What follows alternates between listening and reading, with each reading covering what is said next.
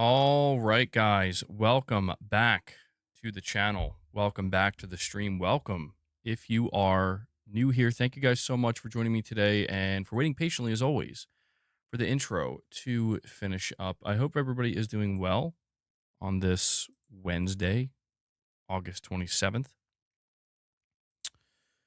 Let me bring up my chat here. It disappeared for some reason. The Metal Gear Solid Delta remake is spectacular. I bought it on PC, PS5, and Xbox Series X. It is really good. Yeah, we streamed it yesterday for a little while. Um, I think Konami did a very good job with it. I do. I didn't. I think I basically just like restarted it yesterday, because I mean, the first playthrough I was doing was on stream, and it was kind of like a mess around playthrough. Um, so I restarted it and paid a little bit closer attention to all the finer details and whatnot. Garrett, what's up, man? You're asking how's the performance? Hold on one second.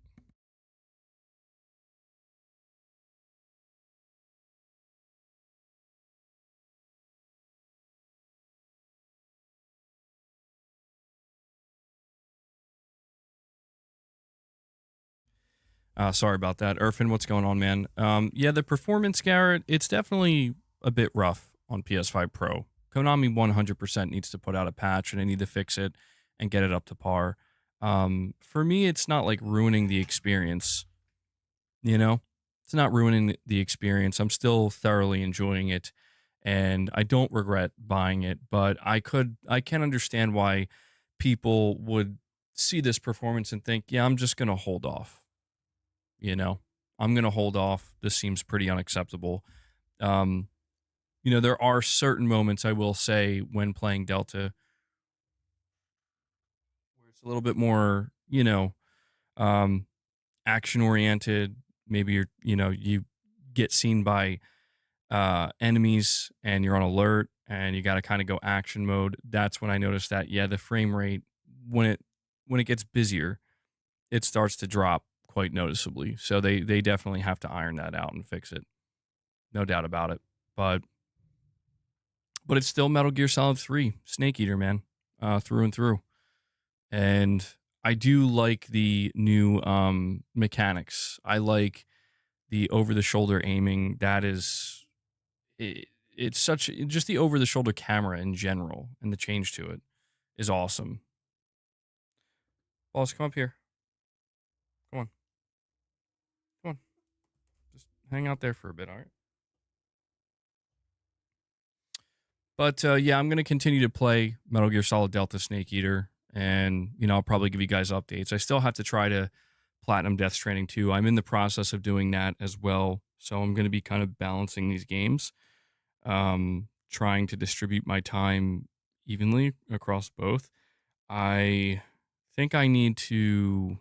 How many more facilities do I need to 5-star? I think I need to 5-star like 9 more facilities in Death Stranding 2, and then I have to get one other trophy where I have to get an S ranking on certain missions. So I'm getting there. I'm getting pretty close to wrapping up Death Stranding 2, but I wasn't able to do it before Metal Gear Solid Delta launched. Yeah, Lost Soul Aside is coming this Friday. Stream the Mr. Impossible challenge, please. I'm not sure, Garrett. We'll see about that. I'm eager to be done with Death Stranding 2, to be honest. I want to get it done as quickly and efficiently as possible at this point, because, yeah, the rubber's hitting the road with game releases, dude. It's getting, it's kind of crazy. It is. Yeah, 3 games this week alone. Currently playing Gears of War. I'm happy for now, says Chris. We're going to talk a little bit about Gears of War today. We have a report from WCCF Tech. No, I think Hell is Us is going to be a skip for me. The game looks good from what I've seen, but its approach, I'm going to be honest, I'm not into the type of game where, at least with Hell is Us, they're saying like, you just have to figure everything out on your own. Like they're not going to tell you anything. And I don't like that. I know for some people they love that. I'm not saying I need my hand held, but I don't need the extreme opposite of that. I don't like that in games.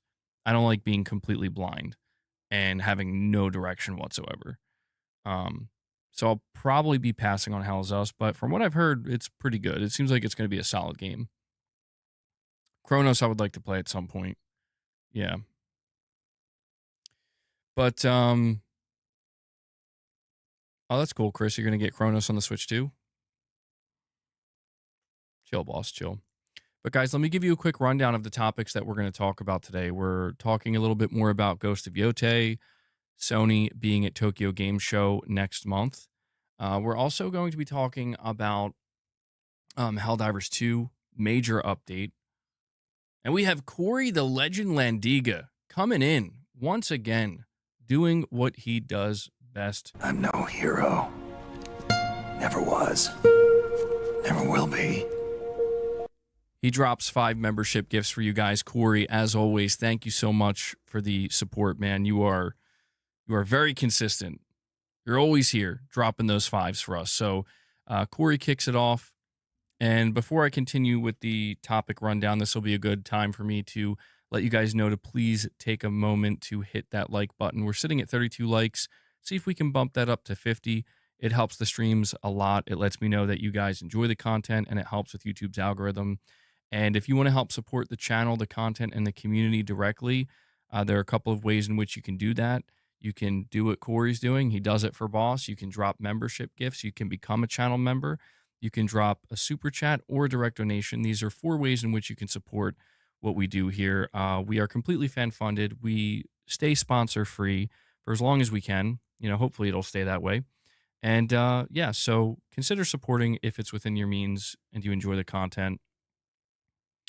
But we are going to be talking about Helldivers 2. There's a major update to Helldivers 2 that I'll let you know what it is. But, you know, it just launched on Xbox, obviously, yesterday. And I just want to talk about the overwhelming success of Helldivers 2 now that we're like a year and a half removed from its launch. You know, I put it in the title like Helldivers 2 is Sony's live service triumph because I feel like I've spent so much time, and not just me, but many others, so much time putting major emphasis on, you know, the failures or the struggles with Sony's live service. But, you know, it's only fair that we acknowledge the other side of that, which is, well, you know, Sony was kind of right to a degree to pursue this, where they did get Helldivers 2, and Helldivers 2 is clearly doing work for them, dude. Helldivers 2 right now is like their golden goose, I guess you could say. So we're going to talk about that.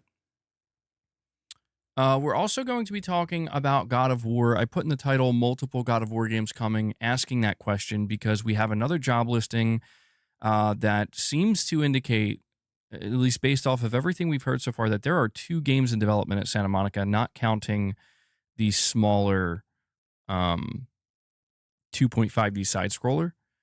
And I don't know, man, it seems like we could maybe be getting 2 God of War games.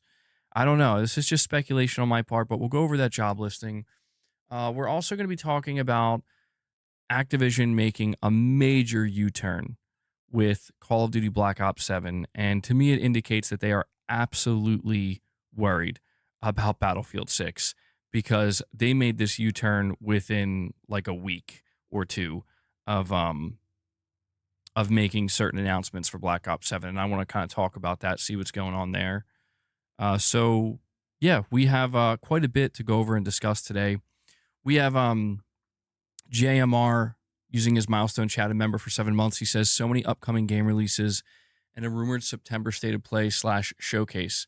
I reckon the remainder of the generation will be amazing. Also, how are you and the family, MBG? We're doing well.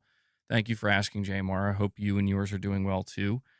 Yeah, well, it seems clear to me anyway. I mean, I know that we heard from Jeff Grubb, but I was always anticipating that Sony was going to do something in September because they always do something in September. I think the real question, JMR, that's on my mind and many others is, what is it going to be? Is it going to be something bigger, or should we just kind of keep our expectations low? There's nothing wrong with keeping your expectations low, but, you know, I did see today that PS5 sales are starting to slow down. You know, July, they were down like 54% or something in the US. was before the price increase. So I'm like, well, this would be a good time. This would be a good time for Sony to kind of create another spark and really try to generate excitement. So we'll see, JMR. We also have Lux with the super chat. Thank you for that, buddy. He says Sony now knows Xbox players will buy their games. Well, the thing is, we don't know how many copies Helldivers 2 sold. I don't know when or if we're going to get that data. I'm assuming we're going to get it at some point. I think it did well enough. Like, I don't know what Sony's expectations are. I feel like if it could sell 1 million, Sony would be happy. If it could do more than 1 million, if it could do a couple million, I think Sony would be very happy. I think Sony would be elated with that. But we have no idea. We have apparently yesterday there was like at one point 395,000 total players on Helldivers 2. I think like 165,000 of those players came from Steam. So in terms of what that distribution looks like, or that split looks like between PlayStation and Xbox, really difficult to say. But I hope we do get some sales data. And yes, that is the question, Lux. Like if Helldivers 2 does very well on Xbox, or even just well enough, right? What does that signal for Sony? Does it change anything? Does it change their plans? Does Sony become more open to saying maybe we will put something like Spider-Man on? Or does it keep Sony in this position where it's like, we'll just keep dropping the live service games because, Helldivers is a live service game? I don't know. I really don't know. Sony seems to be in the process of trying to figure that out themselves and answering that question themselves. I don't think they have a hardline answer, honestly. I'll tell you what, though, some people on the internet have hardline answers. I'll tell you that. I come across people that definitely don't work for Sony and don't work for Microsoft, but they're going to tell me. And Lux with another chat. Thank you for that, buddy. He says Black Ops 6 developer last year said that they will be staying grounded with Black Ops games. I'm sorry. It's hard not to laugh, dude, because I think you're right. I remember them saying that. And look at how that went. They always promise this and then go back to crazy skins. Well, you are correct about that, Lux, and I do remember them saying that. And yeah, I think Black Ops 6 is like potentially the craziest they've gotten yet, which is kind of wild when you think about the fact that they're like, yeah, we're going to try to remain more grounded. And then they're like, actually, we lied. We just completely lied. What's interesting about this U-turn that we're going to talk about is one thing in particular, which is they're not allowing Black Ops 6 players to carry over their skins and their weapons and stuff like that to Black Ops 7. And this, I have to admit, is kind of shocking to me. And I'm confused, ultimately. I'll talk about it when we get there. I don't know. Maybe that's the first topic I'll kick off with. I'm not sure. It's hard to tell what people want to hear about first, but it's just so surprising to me because it's like they did carry over from Modern Warfare 2 to Modern Warfare 3 because it's like the right thing to do. You know what I mean? It's like in previous years, you were okay with them not doing carryover because it's like, look, we have a Modern Warfare game. Now we have like a Advanced Warfare game.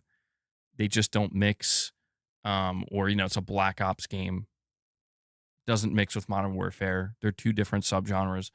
So when Modern Warfare 3 came out immediately after 2, it was expected. Like, you're gonna let us move our stuff over, right? Skins, weapons, the whole 9 yards. And they were like, yeah, because it makes complete sense. They're not doing that now with Black Ops 6 to 7. And they were going to do it, but they just announced that actually we're not going to. And the reason is because seemingly, I don't know how significant it is, but a large portion of the fan base online complained, saying they don't want skins to carry over. They don't want to see, the Teenage Mutant Ninja Turtles or Beavis and Butthead running around in Black Ops 7. And what I think is crazy about that is, like, I understand why some people wouldn't want that, but I mean, what about the people who did buy that stuff, who were just told a week and a half ago or 2 weeks ago that your stuff would move over? I think that's crazy. Like, I think it's actually kind of crazy that Activision is like, we're going to side with the people who won't buy our cosmetics. we're going to side with the people who won't buy our skins or our battle passes. I'm like, that's a bold move. It's a bold strategy, Cotton. Like, that's crazy. But people are under the assumption that the reason they're doing it is because, well, this means they're going to make the skins grounded now. They're not going to get ridiculous. And it's like, you got to be, come on, man. Like, it's not going to work like that. If anything, they're like, oh, you don't want us to let you move your stuff over? Good. You can start over and buy all new stuff.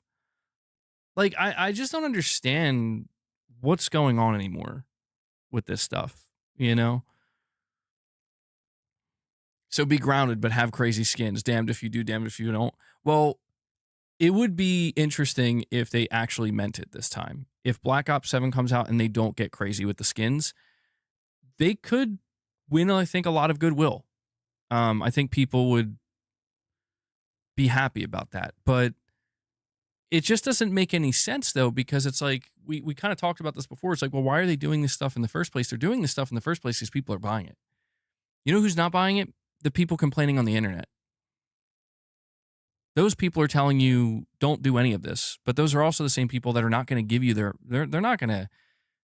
probably not the ones buying your battle passes. They're probably not the ones buying your premium passes for these skins and stuff like that. They're certainly not the ones paying 20, 30 bucks a pop for a new skin. That's what I find shocking about this decision from Activision is I think they're shook by Battlefield. I think that's what it is. Because it's clear that this has been working for them for years. This has been making them money for years. But I think it really took Battlefield kind of coming in and being like, yeah, we're not doing that. We're doing the opposite of that. To make them go, oh, wait, maybe we should stop. Or rethink this.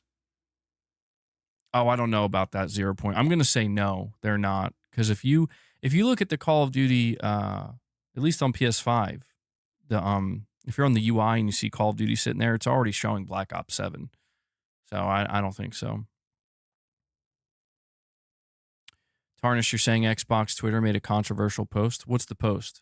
And we also have Diego here, a member for 8 months. Thank you for that, buddy. He says, do you see Claire Obscure being a franchise? I saw a Facebook post saying Expedition 33 was just one of the adventures. I think I saw that too. Where they did confirm that, yeah, they're going to make more. Like Claire Obscure is going to be a franchise. I'm not surprised. I'm not surprised in the least. That's what you do when you get a game as successful as Claire Obscure. You know, it feels like they're just scratching the surface, and I'm totally on board, man. Like, I'm there day one, whatever they do next with the next Claire Obscure game. Different expeditions, stuff like that. If that's possible. I mean, it'll be interesting to see what direction they go in. But yeah, I think it makes sense. I think that's what a lot of people would want, to be honest. I think people would want to see them do another Claire Obscure game. Obviously, if they did something brand new, I think people would be very excited. But yeah, I mean, people will kind of want to see the expansion of the universe, right? Tarnish, you're saying MBG, the post shows that one image of Xbox worker girl with a PlayStation guy being together at an expo. Oh, wait, the official Xbox account posted that? I remember that image. That's an older one. So you're saying the Xbox account officially posted that? They officially posted it on their Twitter? Why? What's controversial about it, though?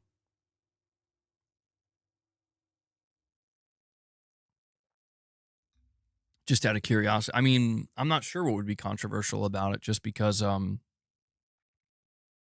I'm assuming they did that because of Gears releasing on PlayStation 5 the same day as Helldivers releases on Xbox. Oh, you're just trying to entice drama. Oh, there's enough of that going around, dude. I saw this one post from Colin Moriarty yesterday where he was basically, you know, talking about exclusivity and whatnot, and people, you know, I guess kind of like changing their stance on it. And Colt Eastwood replied to it and proceeded to get bodied by Colin Moriarty. Like, just completely bodied. And I'm like, whoa. Well, that was unexpected. Um, so I don't know. I don't know. I feel like we're just at a very interesting time, and I think you're going to see a little bit of drama, certainly unavoidable with a situation like this. But I think as time moves forward and as these things continue to happen, I think I think you're going to see more and more people relax on it. You know, I think it like what I'm trying to say is I think at the end of the day, if I'm trying to kind of get to the end point here, I think at the end of the day, it's not going to matter what people's stances were or even what they are. Because I think it's going to get to a point where it's like, this is just what is. And no one really cares what was because it doesn't matter anymore. Now, I don't think that that's going to be for everybody, but I think for the vast majority of people, it's just like, well, we are where we are, you know? And you will have people that are going to entrench themselves. You're going to have people that are going to be open minded and say, you know what, maybe there is a different way to view this, a different perspective. And I think both are fine. I think both are fine, truthfully. I think the problem is when people start to kind of, you know, again, they try to crack each other over the head over this stuff. And I'm like, all right, I think we're like, I would like to think we're past those days now, surely, but maybe not. I hesitate a little bit because it's like, well, you know, is Gears of War coming to PlayStation the exact same thing as Helldivers going to Xbox? Probably not. You know, I think a more even exchange there would probably be something like, yeah, maybe like Spider-Man or whatever, or Uncharted or something like that. So what I'm trying to say is like, there's still more for Sony to do if they're going to do it in order for us to get to that end game or that end result, I should say. But, you know, I understand why people are still kind of arguing about it a little bit. There's still much we don't know. And I'm sure we're going to find out in the coming months and certainly the coming years. I have no doubt about that. Devil Shooter says Gears should not be on PlayStation, period. Devil Shooter's holding that line, bro. I'm curious. I don't know how well it's doing, you know? I'm not sure. The YouTuber Caboose interviewed Yuri from Spider-Man asking if Carnage was in Spider-Man 3. He just said Insomniac was cooking. Spider-Man 3 is going to be interesting. I think Spider-Man 2 was a really good game. I do think people have that kind of feeling walking away from it, though, after after letting it marinate for some time where they're like, maybe it could have been a little bit better, though, you know? Like, there could have been things that were a little bit better. I see what Matt Pescatella of Circana said on Blue Sky. Benino, I only know that the NPD report came out. If there's something specific that you think, I should know, you can let me know what he said. Vinino, I'm assuming it might be about the PlayStation 5 sales. I think that might be what you're referring to. Yeah, apparently Spider-Man 3 is going to feature Silk, possibly, as a playable character. Will, you're saying Spider-Man 2 is your favorite Spider-Man game. So many combat options. I saw that there's a mod on PC now where you can play multiplayer. I'm like, that's crazy. Or like co-op. I wonder if Sony's going to shut that down. Probably not. It'd be kind of cringe if they did.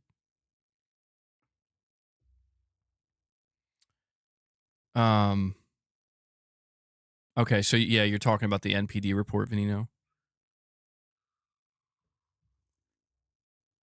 You were surprised when Spider-Man 2 released with issues. I was surprised that the PC version released with so many issues. Like, I don't know if Sony was trying to rush it out the door or what. It kind of felt that way. Spider-Man 2 on PS5, I don't think had many issues. I think it had maybe a few minor ones that were ironed out pretty quick.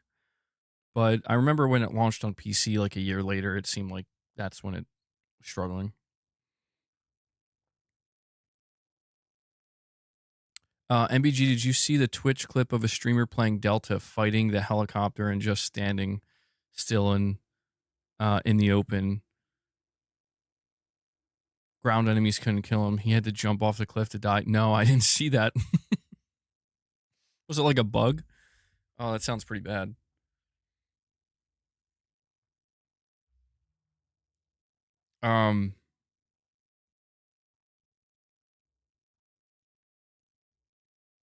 Yeah, some people feel that way, Tarnished. I don't know. I mean, for me, Wolverine's going to be the determining factor.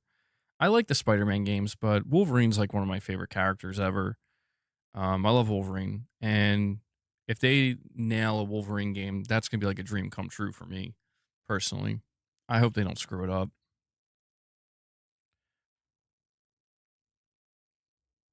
Whoa, hey, no, boss, hold on. You gotta come over here, dude. Let's come over here because you're gonna knock everything down.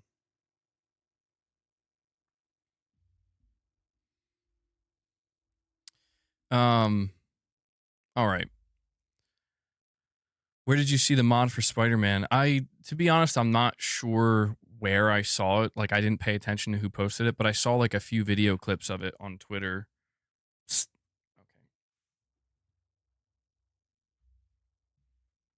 Boss, I understand. I understand you want treats, but you can't be in that area, dude. Hopefully Wolverine is mature and not kid friendly. Yo, what if that's why they brought in the Ratchet and Clank? They brought in the Ratchet and Clank heads to take it over because they're like, we got to make it more kid friendly. No, I don't think so. I don't know. I don't know what's going on with Wolverine, man. I just kind of have the mentality at this point with Wolverine. We'll see it when we see it, you know? I don't think it's canceled, though. Insomniac has given us small updates saying that they're still working on it, you know? And they'll show it when they're ready. But I do see some people talking about it being potentially canceled, but there's been no word, like no rumors, certainly not from any credible sources claiming that it's been canceled. If Wolverine was canceled, we would know about it very quickly. We would definitely know about it.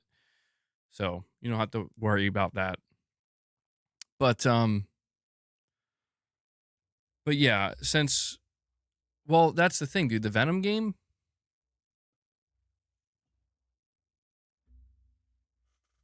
I'm not gonna keep moving you, boss. Come on, dude. The Venom game is apparently supposedly real, and it's coming next year. Supposedly. Where's my PlayStation Legion at? What's up?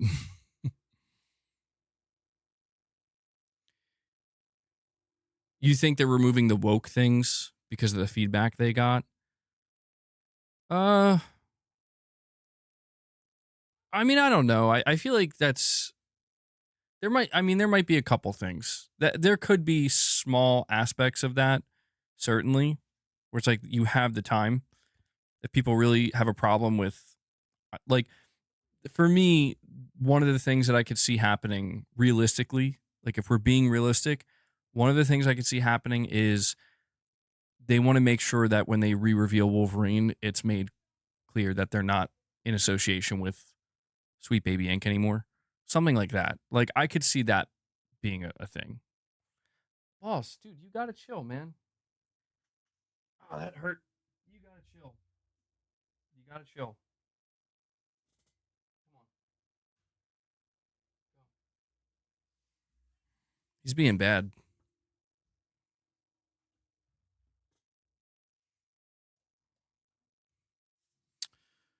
Do I think we'll get another Batman game soon? Well, Rocksteady is making a Batman game, but soon? No. Stop that. Stop. Dude, you're being real bad. Knock it off. Knock it off. He wants to fight. Holy shit. Boss is getting out of control.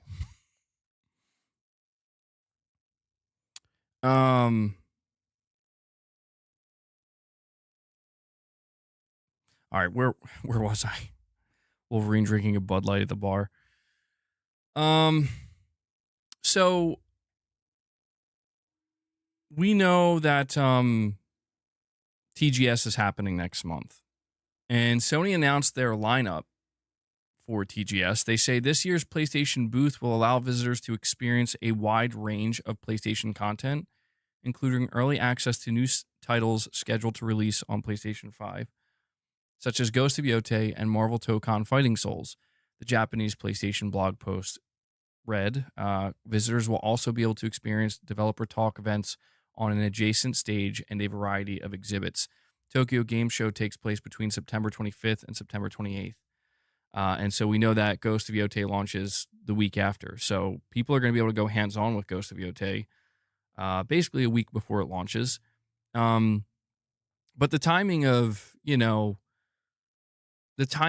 Tokyo Game Show is interesting, I think, because, again, we heard from Jeff Grubb that Sony is planning on doing a show at the end of September, and that's exactly when Tokyo Game Show takes place. So there could be more titles that are going to show up, possibly at TGS from Sony, that just we don't know about yet, that they haven't announced yet. But yeah, it's just I think it's like another indication that Sony's planning on making a couple of moves next month in September. Is the September State of Play typically Japanese focused? I don't know. I can't say for sure.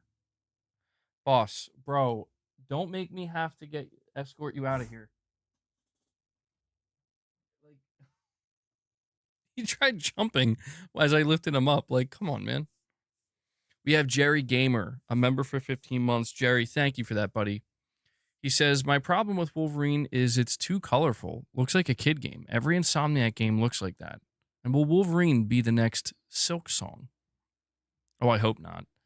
I think it's getting, it's getting closer to that status, certainly, with the way, Sony's been completely silent in Insomniac. You're saying you think Wolverine's, I'm assuming you're basing that off of what we saw in the leaks. I don't know if they'll change that aspect or not. I mean, it does seem like if you look at the Marvel Cinematic Universe, they're leaning into that side of it, like the more colorful side. I hope that they find a good middle ground. I hope that they find, something that's not like I don't want to see the colors oversaturated. I don't mind if they want to make it like colorful, but just not, maybe that's the word we're looking for. Like the colors are a little bit too oversaturated. I mean, I think that they don't need to go for like a really super, muddied version. I don't think they have to go in the direction of like Logan, I don't know that they have to take it that far, but they should probably try to find a middle ground. Yeah, that's true. That's true. The X-Men comics are colorful. But I get what you're saying. I personally don't have a problem with that. I like colorful games. I feel like you could say like Ghost of Yotei maybe is, you could say that that's maybe too colorful in some instances, but I like it. I like the way it looks. But I think they'll nail it. I think they'll do a good job. I still have faith in Insomniac with Wolverine. I still do. But yeah, it would be fantastic if, talking about Sony being at Tokyo Game Show next month, if they are going to do a show, whether it be a state of play or a showcase, it would be fantastic if they show up with, with Wolverine. It's been a long time. And we have, I mean, I feel like Wolverine's such a strange game because of what happened to it, right? Like it leaked. Literally, like the entire build of the game leaked. People were able to download illegally, of course, like early pre-alpha, not even pre-alpha. I mean, just like almost like conceptual, areas of Wolverine, able to download it and play it. And that footage is still out there right now, by the way. You can, you can go type that in YouTube right now and you'll see it. And you do have to ask yourself if this is partially the reason why it's taking so long. If, it's just it says there's been just a lot of weird things that have happened with Wolverine between the hack and the directors being replaced. So there are a lot of signs that this game is maybe still in development hell, but I mean Insomniac, they're a very experienced team. They're very talented. I think maybe the end result with Wolverine will be it just took longer to get here than originally anticipated, but for me as long as the wait is worth it, then I don't mind. As long as they don't let me down.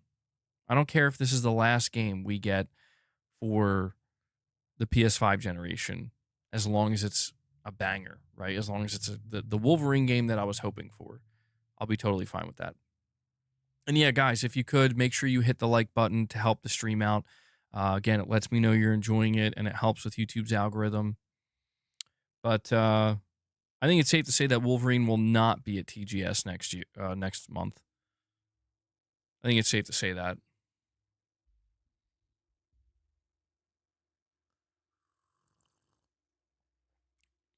That's understandable, Lady Gamer. Yeah, I saw some of them. I liked most of what I saw. Maybe the Game Awards. Yeah, that would be a big one. I could see that. MVP Moss. Wolverine, if it doesn't show up in September, then I would say, yeah, the Game Awards would be the next place to look. That would make sense. That'd be a big one. I do want a darker and grittier Wolverine game. I've been saying that for years. I want it to be, violent. I don't want it to be over the top with the gore. I don't think that's necessary, but it's got to have some level of gore, It's got to be intense. I don't want to see some kind of, like you're saying, like kid-friendly version or something. That to me, I don't want it to be Spider-Man. You know what I mean? Like I want it to be Wolverine.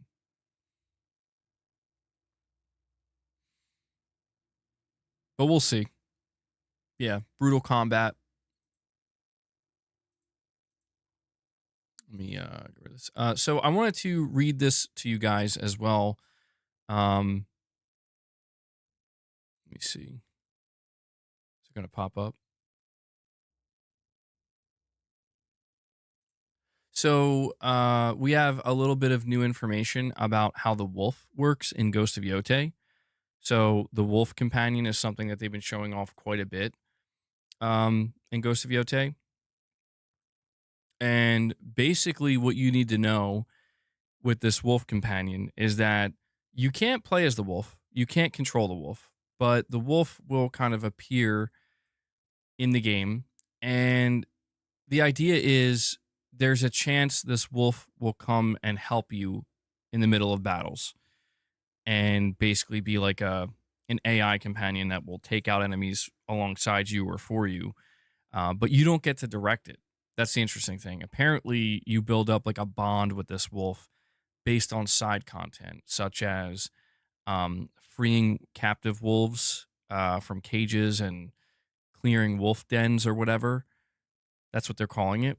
So it seems like there's going to be this whole kind of side content dedicated to just building up your companionship with this wolf. And they did go as far to say, Sucker Punch that is, that there is an entire skill tree for the wolf that you can build up. So there you go. I just figured I'd let you guys know about that too, because I feel like when we watched the state of play, people were really curious about this wolf, and they showed the wolf off a little bit, but then they like didn't explain anything. And then people still feel like the wolf is connected to Jin in some way, which is interesting. A lot of people think the wolf is going to die. I could see that happening.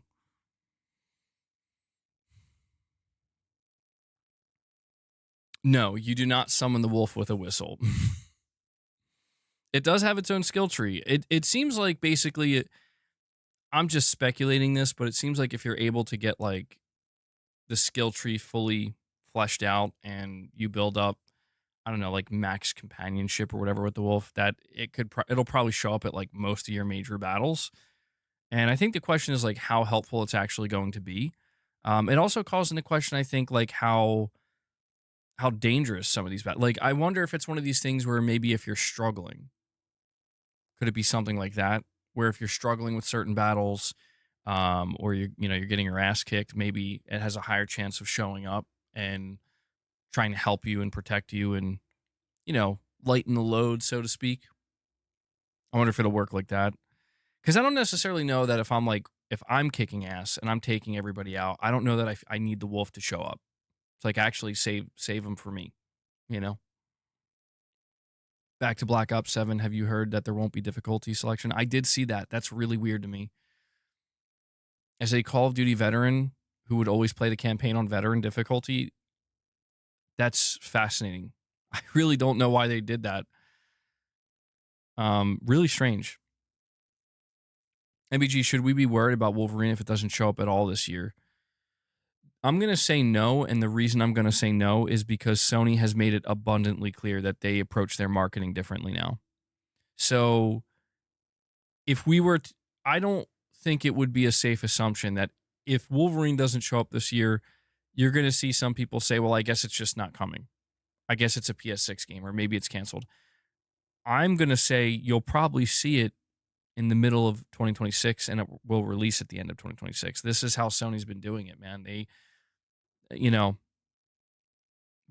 what I think we're going to see. I think we're going to see a proper re-reveal of Wolverine before the end of this year, and it's going to give us a release date, and that release date is going to be, it'll start with a window. I think they're going to do it exactly how Ghost of Yotei did it, where it's like, here's a proper re-reveal trailer. It's going to look awesome, and we're targeting, fall 2026. And then we'll see it throughout 2026, and then at some point in 2026, we'll get that locked-in date. I'm not going to be worried about it just because this is how Sony does their cycles now, usually. I mean, they change it up a little bit from time to time. Like, they announced the Intergalactic, and apparently that's a 2027 game, but generally speaking, it seems like Sony, if you don't hear about a game, and I know it's like, well, Wolverine was revealed, and that's true, but I don't know, man. Looking back on it, it feels like that was more of like a job ad. You know what I mean? As crappy as that sounds.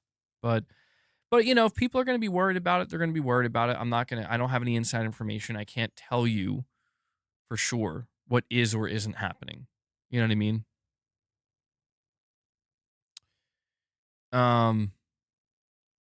They want to give the wolf a more mystic feel by not having the wolf with you all the time. I agree with that. I like that approach better. Imagine if while the wolf is gone and not around you, you find the wolf at Jin's grave later in the game. That would be sick. Yeah, that'd be. I mean, you feel like they're gonna do something, right? Something like that.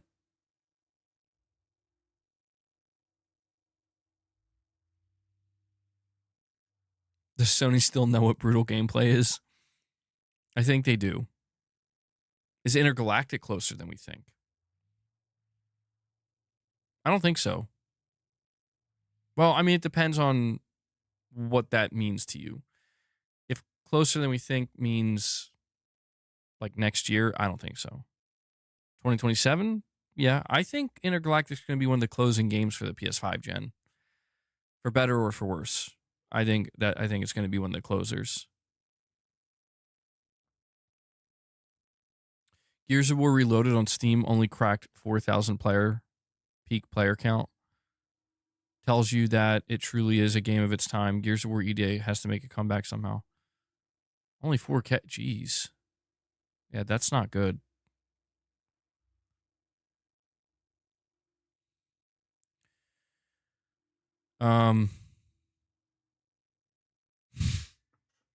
Digital Dude, that's funny, bro. You're saying I thought Death Stranding 2 had some long cutscenes, then I started playing Metal Gear Solid 3. Yes. Dude, the first 4 Metal Gear Solid games have a crazy amount of cutscenes. Kojima definitely got the feedback after MGS 4, because I think he really took it too far with MGS 4. I liked it, but he took it too far.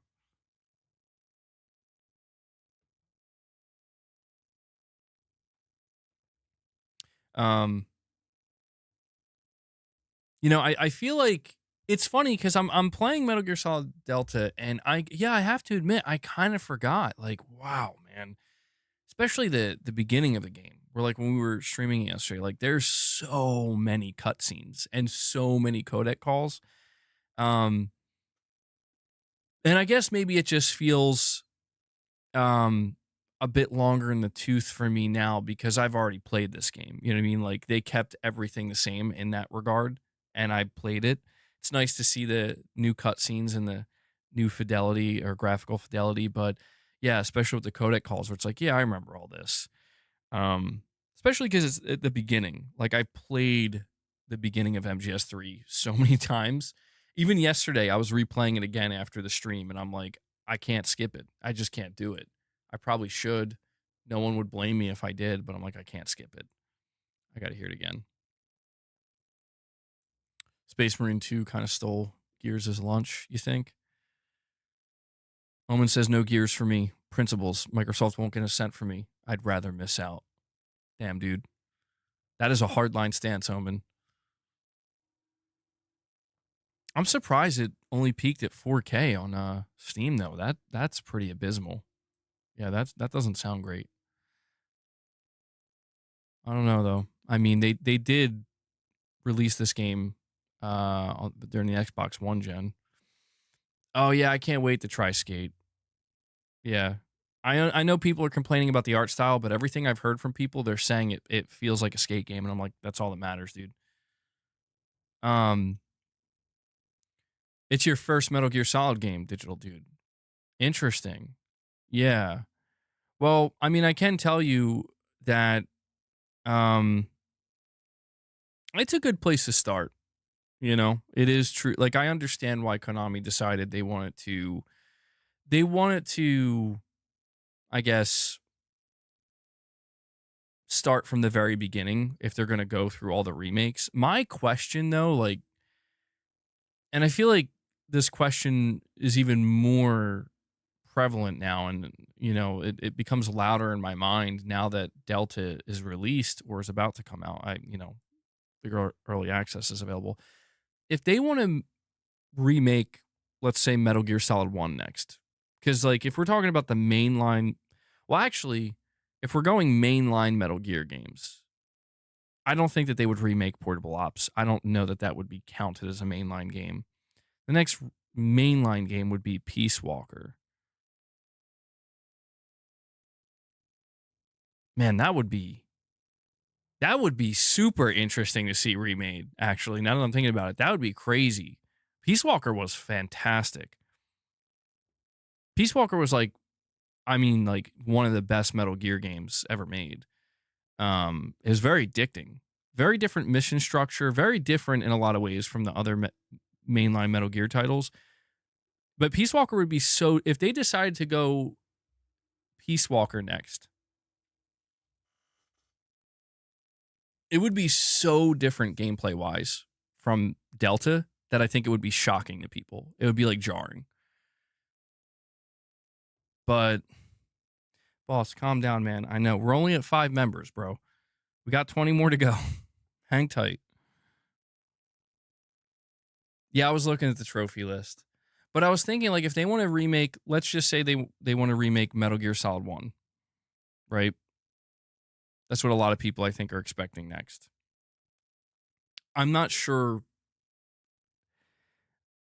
What I can say is that you can't remake Metal Gear Solid 1 1-to-1. You just can't do it.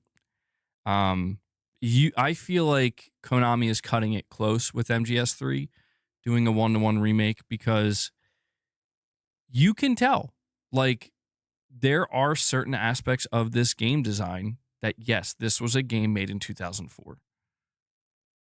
You know, you can tell. It's not bad, but it's just, you can feel that it's dated. You can feel that. You can't do that to Metal Gear Solid 1. I think MGS3 is as far as you can go.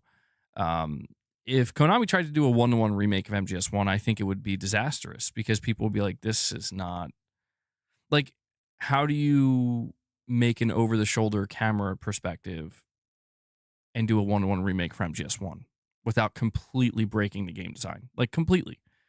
You can't. It just doesn't make any sense. So realistically, I think what they would need to do is change a lot. They would have to take liberties. And I don't know. I wonder how fans would feel about that. I would be a little bit nervous, but at the same time, I'd be like, yeah, let's see what you got, right? Like, I don't know. It's quite the task. It's quite the task. I don't know that they're thinking about it much right now because, well, that's the thing. They're doing Silent Hill 1, Konami, that is. They're doing Silent Hill 1. So if they're doing Silent Hill 1, then that means, they're open to. But I just feel like it's a little bit different because people love Silent Hill and the fan base is, obviously very passionate. But Metal Gear, I just think, is a different beast where it's like, I just get the sense that they were terrified to change anything for MGS3 out of fear that the backlash from the Kojima fans, from the Kojima stands, like would be too great. But if they want to go further, if they want to do MGS1, if they want to do MGS2, they're going to have no choice. I want to know if they're going to do Peace Walker next. This is a struggle. This is really a struggle because Peace Walker, story-wise, is like, yeah, this is where you would want to go next. Or maybe they could do some kind of combination of a Portable Ops and Peace Walker remake, like put them together. I don't know if that would work. But trust me, if you've played Metal Gear Solid Peace Walker, you know what I mean when I say that the game design and the game structure and the gameplay structure itself, it's so vastly different. It's almost nothing like what we currently see with Metal Gear Solid Delta. So I'm not really sure. If you look at Metal Gear Solid 1 and 2 and 4, the structure of those games is very similar to Metal Gear Solid 3.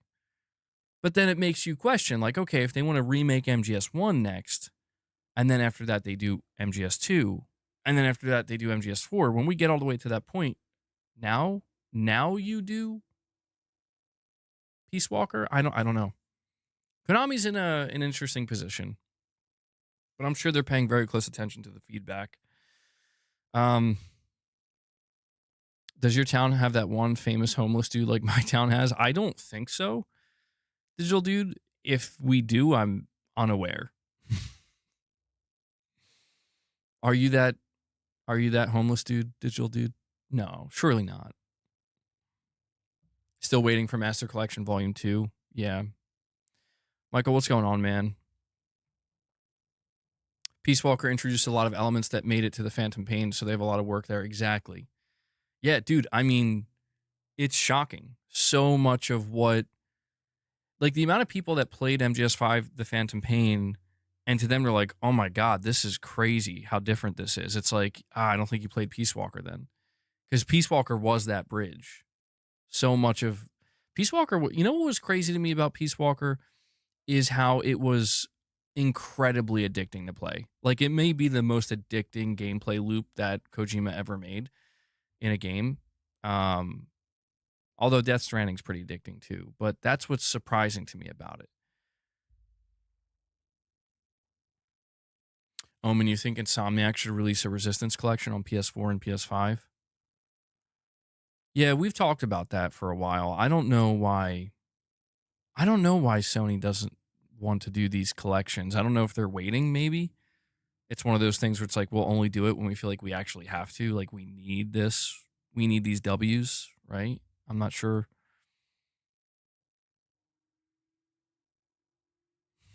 We got a really buff homeless guy that is always jogging in the morning. Damn. We call ours Riverbed Rich. Guys, we're at 71 likes. If you could do me a quick favor, hit that like button. It helps the streams. Let's see if we can get it to 100. You think maybe the collections are old-fashioned? Oh, I don't know, Tarnished. Yeah, I've been seeing that. I have no idea what's going on. Some kind of weird movement.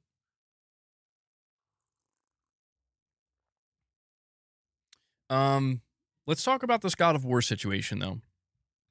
So I put my title multiple God of War games coming? Question mark. Now, the reason why I'm asking this question is because there's another job listing that people discovered. It says here a new Sony Santa Monica job listing strongly suggests that another third-person God of War project might be in development, adding weight to recent reports. The God of War franchise hasn't exactly gone quiet in 2025 between Amazon committing to 2 seasons of the live action show and a steady stream of reports about what's next for the games. Fans have had plenty to talk about. The TV side is moving. Showrunner Ronald D. Moore said Amazon has already ordered 2 seasons with work underway in the writer's room. On the game side, reports suggest multiple things may be cooking. We've heard reports from industry insiders that a smaller Greek era side project with Kratos is in development. It's not a remaster. While a separate update said that the project has been internally pushed to 2026. Boss, calm down, boy. Boy, calm yourself. It's not time for treats. It says here, now there's a new update, a senior combat designer job listing spotted by the Game Post that adds more fuel to the ongoing rumors. The new job ad was posted on Sony PlayStation's Greenhouse page last week on Friday. It's a contract role for a senior combat designer who will, quote, design and implement enemy and boss characters. You will assist, collaborate with, and take direction from lead combat designers and directors as needed to take various characters from concept to implementation completion.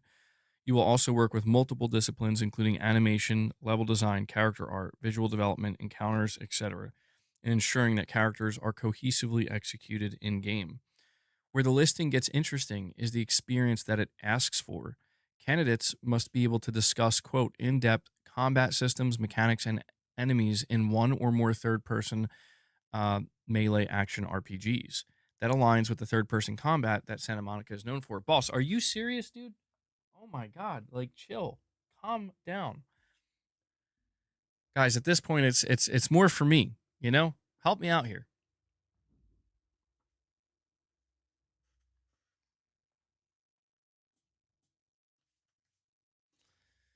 Continuing on here, it says more telling is the preferred experience line that name checks the last 2 entries in the series. Quote, candidates who are fluent with the combat design choices and systems, mechanics, and enemies in God of War 2018 and God of War Ragnarok.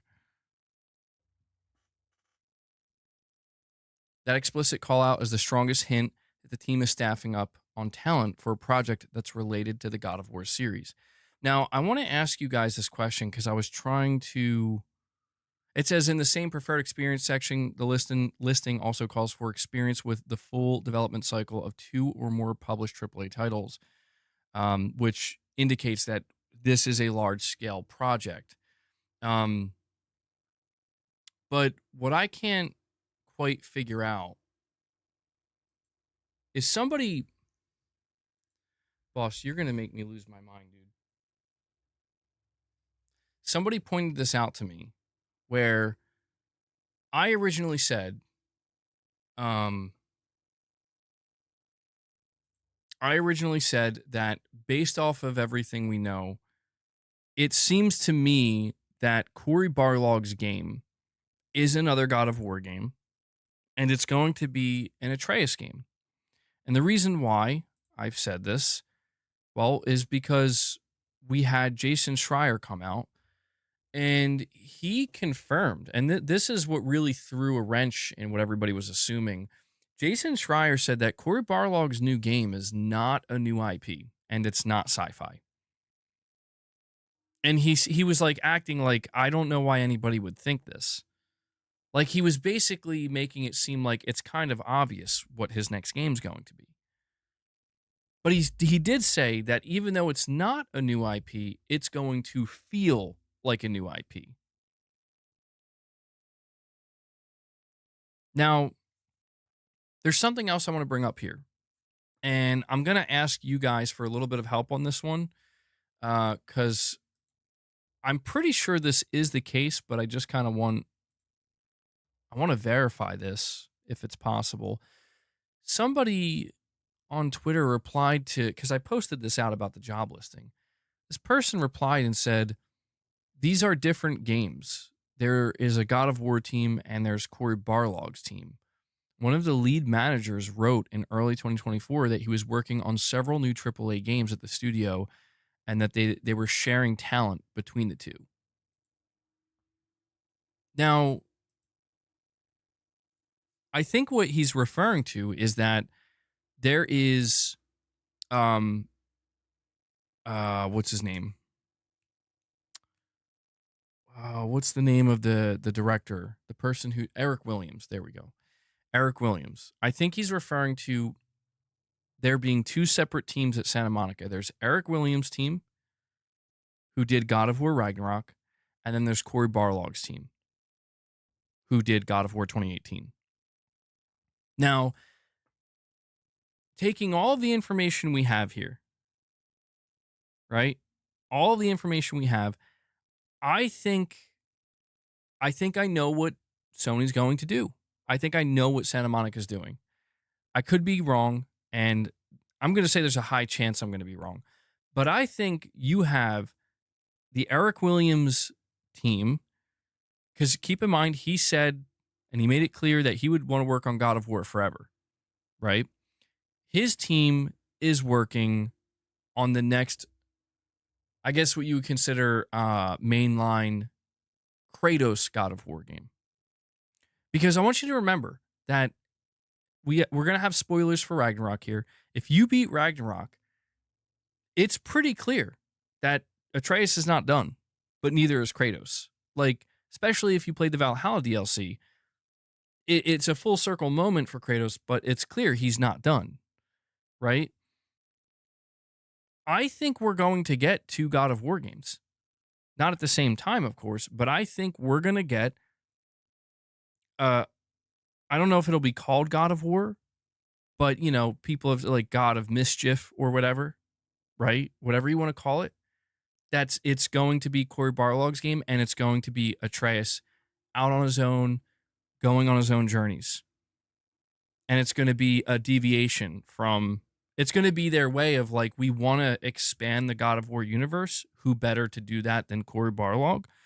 Son of War, yeah. No, I think God of Mischief sounds pretty sick.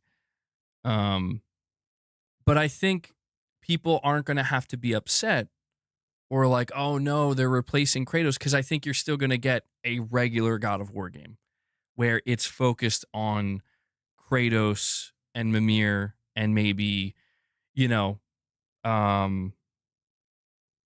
mean, like, again, if you look at what's going on with him and Tyr and Kratos beginning to assume a position of leadership, you know, I think I figured it out. I don't know. I could be wrong. I'm probably going to be wrong, but to me, I'm like, that's it. That's how you thread this needle. It makes the most sense. Make everybody happy, right? Here's a dedicated Atreus game in an effort to expand the God of War universe and go beyond Kratos. But if that's not for you and you're not interested in that, we still have the Kratos game. Why not the best of both worlds? And I feel like when you consider what Jason Schreier said, you know, he said that Cory Barlog's game is not a new IP, but it's going to feel like a new IP. What the hell else do we think it would be? Well, I mean, honestly, like, what else do people realistically think it would be? This makes too much sense, man. I think we're going to see. Dude, do you think we could see a dual reveal? No, that'd be too crazy. They're not going to reveal two God of War games at one time. But I've seen a lot of people express how they don't want an Atreus game. They don't like Atreus. They think he's wimpy. They didn't like his playable sections in Ragnarok. And I understand. Atreus is no Kratos. He's not supposed to be. However, I do think that there's a lot more that can be done with Atreus to make him much cooler, to make him much more appealing as the protagonist. I think one of the biggest things, if Cory Barlog, by the way, because I knew somebody was going to mention this. By the way, it was confirmed by Shinobi that they are not working on the Order. They're not doing an Order sequel, which would have been cool, but they're not doing that. I think that there's a lot that can be done. Like, I'm just gonna say, let Corey cook, man. That's what I'm gonna say. If Corey Barlog is making a standalone Atreus game, and it's gonna be, he was given the task of like, we want you to expand the God of War universe beyond Kratos.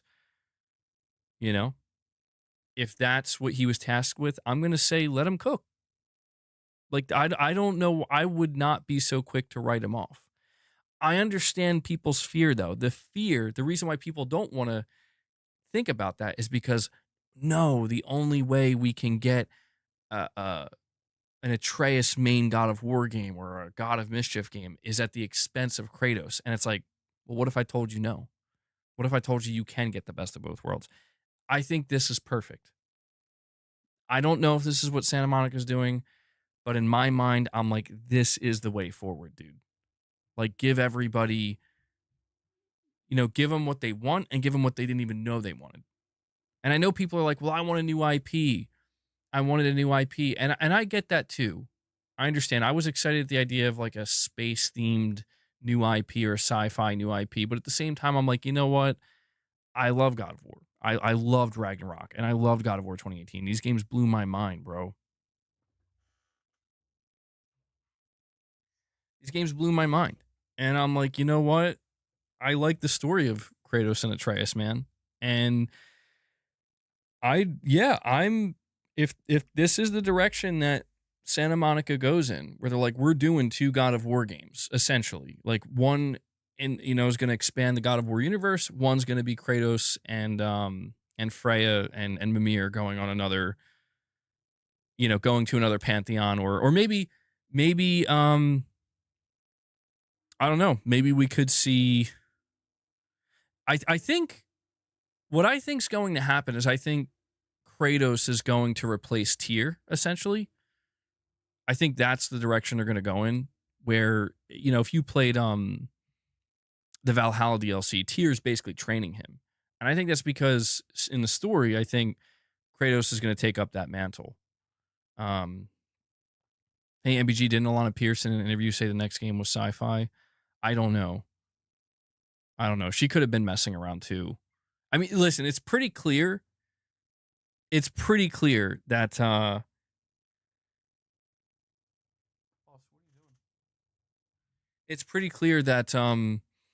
Barlog wants people to think. He's clearly trying to throw people off the trail. And he's done a very good job. And Jason Schreier just basically ruined it by being like, no, it's not a new IP and it's not sci-fi.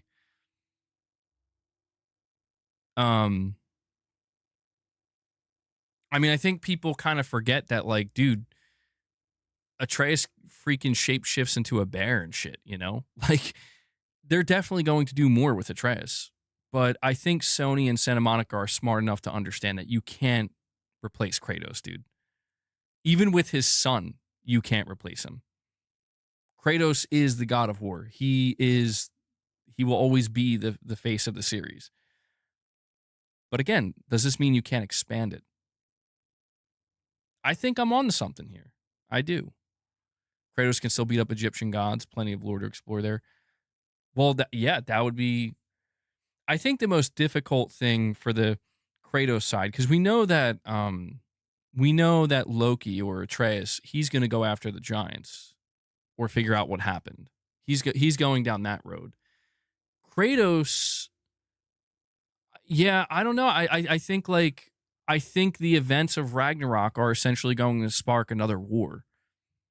Some kind of war between pantheons for some reason. Like what he did in Greece and now, what he did, with the Norse saga. I think it's going to have some kind of repercussive, like, knock-on effect where I think Kratos, he is still a god of war, but he's clearly trying to be a peaceful, God of War, like as peaceful as he can be, but some shit's going to be knocking at his door again, essentially, it not necessarily Baldur, not necessarily one individual, but something's going to be coming after him, or not just him, but maybe just, like if you completed God of War Ragnarok Valhalla DLC, it's clear that Kratos is now taking up the throne again. Like he is now going to be in a position of authority and power and leadership. I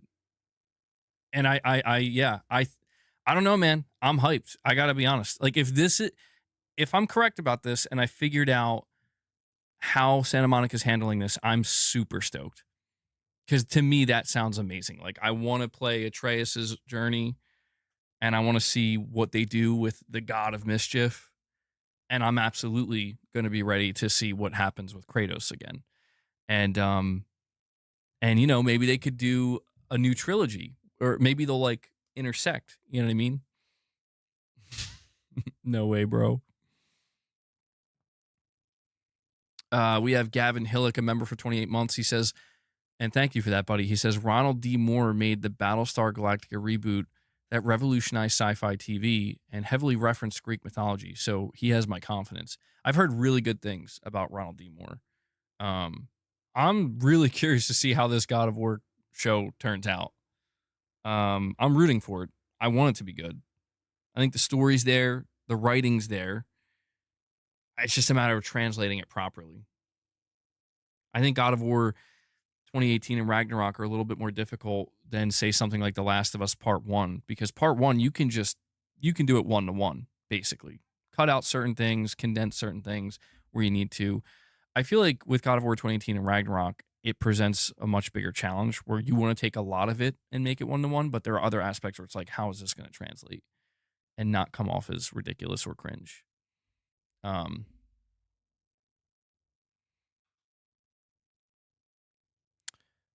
am I liking Delta? I'm enjoying it. MRPD. I'm going to be taking my time with it. I was saying earlier in the stream that I'm still playing Death Stranding 2. So I'm going to be playing 2 Kojima games, basically, back to back. I'm getting closer to platinuming Death Stranding 2. But I'm going to try to continue. I'm going to be continuing to play Delta while I'm doing that. I'm going to try to distribute my time as evenly as I can. Kratos visited Egypt already. Yeah, that's what I heard. I don't know what he did there, but how noticeable were the tech issues in MGS on the Pro? They're there, Chase, for sure. Like if you're a PS5 Pro owner and you want to wait for Metal Gear, I can back that up. I mean, look, I told you guys I'm not going to wait because I need to play this game as soon as I can. I've been waiting too long for it. But there's definitely noticeable frame problems with Delta. So it's worth noting that I think they acknowledged, Konami that is, they acknowledged that there are problems and they're working on a patch right now. So I don't think the patch is going to be ready by tomorrow. I don't think that's going to happen. But, they did say that they're going to patch it. So I don't know if it'll take like a week, a month, hopefully not that long. Are there stutters? Probably. I mean, I'm assuming that the stutters or the hitches that I'm running to are from the frames just dropping. I notice when it gets busy, like when there's a lot of action going on, it definitely occurs. The platinum for MGS seems hard, but I'm getting it. Yeah, I'm pretty sure the most difficult trophy is achieving Foxhound rank. Because if I recall correctly, I could be wrong. It's been a long time, but if I recall, in order to achieve Foxhound rank, you basically have to sneak through the whole game like undetected. Dude, relax, boy. You have to sneak through the whole game undetected, and you have to do so in like a certain amount of hours. Like you have to kind of speed run it a little bit. You think Kratos would be able to resplit the ocean like Moses did? We're about to see some crazy shit in the next God of War, bro. And MRPD uses his milestone chat. Member for 23 months. Thank you for that, MRPD. He says, I just hope the MGS Delta. I hope that MGS Delta sells well. Okay, I can't take it anymore. I'm not supposed to give him treats till we hit 25 members, but I can't take it anymore. I'm doing this in good faith that we will still hit 25 members today. Oh my God, boss. Please leave me alone after this. Holy shit.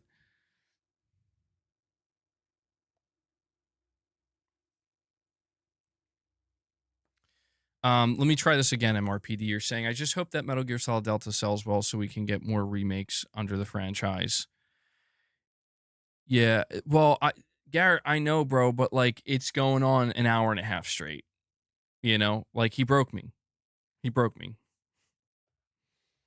The last thing I want to see is this fail. That's the thing. Like, I understand why people are gonna hold off on giving Konami their money, and I totally understand. But I don't want to see it fail, man. I don't want to see it fail because I think, like, you know, when they release a patch or two, the game's going to be exactly where it needs to be, and it's going to be amazing. And it might be too late. You know what I mean? I do want to see them remake other games. I don't want to see them give up on it. But yeah, man, I hope they're able to get that patch out real quick. Weak. He broke him. Bro caved. I mean, come on. Well, you know what it is? Do you really want to know what it is? It's because he keeps walking near the kill switch. He keeps going back to it. And he notices that I'm looking at him when he does that. So now he's thinking, oh, I got to go near this thing to get the treats. And it's like, no, I need to watch what you're doing because you're going to kill the stream. He doesn't understand it's actually the worst thing he could do for himself. So, oh, that would be interesting. Why don't I put Boss in another room where it doesn't bother me? Well, because, you know, a lot of people are here for Boss. Konami should start using the Decima engine like Kojima. That would be amazing. Yeah, I don't think that's going to happen, though. Get a 3D printed cover for it, bro. Simple. Yeah, I should look into finding a way to cover it because he gets so dangerously close to it.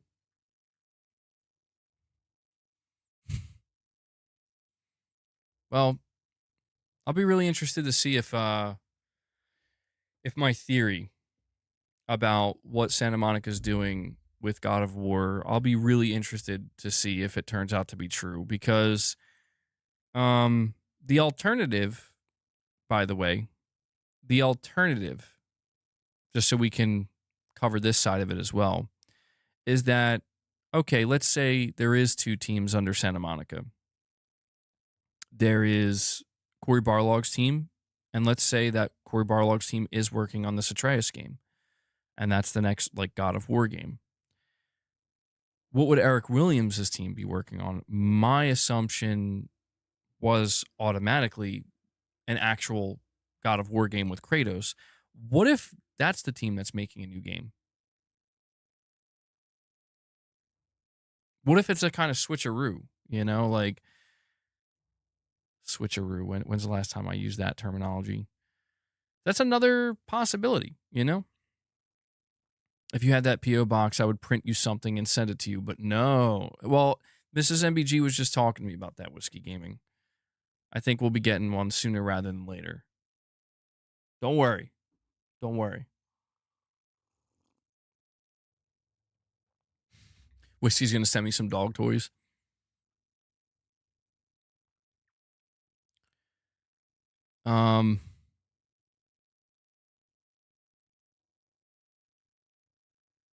Yeah, I do think that that's the thing, man. Like, when you look at the fact that Sony is hyper focused right now on growing their best franchises, you do not walk away from Kratos. Let's see, Lady Gamer. What is this you sent? Okay, so we have an official update from Metal Gear.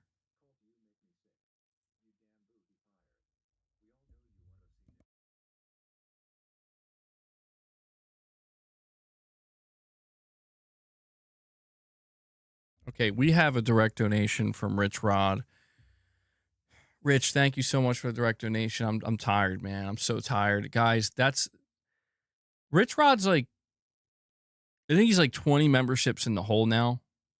We're going to need 20 memberships, guys, to make up for it. There's no way. Oh my God. I was like, he's still going to do this shit to me. He's still going to do this shit after I just gave him his treats. Okay. Colt, you make me sick. You damn booty pirate.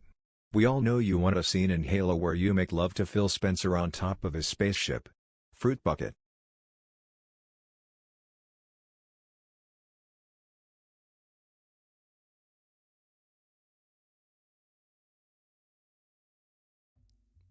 Garrett, I'm not trying to reward his bad behavior. I'm just trying to make it work for the channel, man.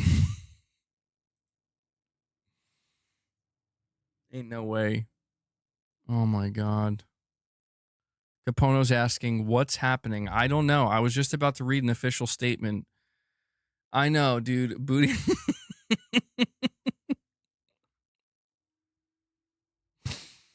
You damn booty pirate.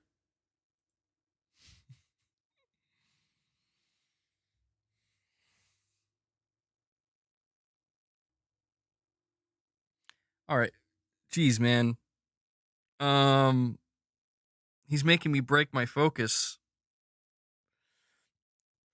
All right. Fruity Pebbles. Yo, Fruity Pebbles are good though. You love Richrod's contributions here? Love it. Oh, I know you like it, Omen. We do have an official update from Konami. And they say here, we have received multiple reports of issues occurring in Metal Gear Solid Delta Snake Eater. Our team is currently investigating the cause and working on a patch to resolve these problems. Once the patch is complete, we will begin rolling it out in stages and will provide an update as soon as it is ready for release.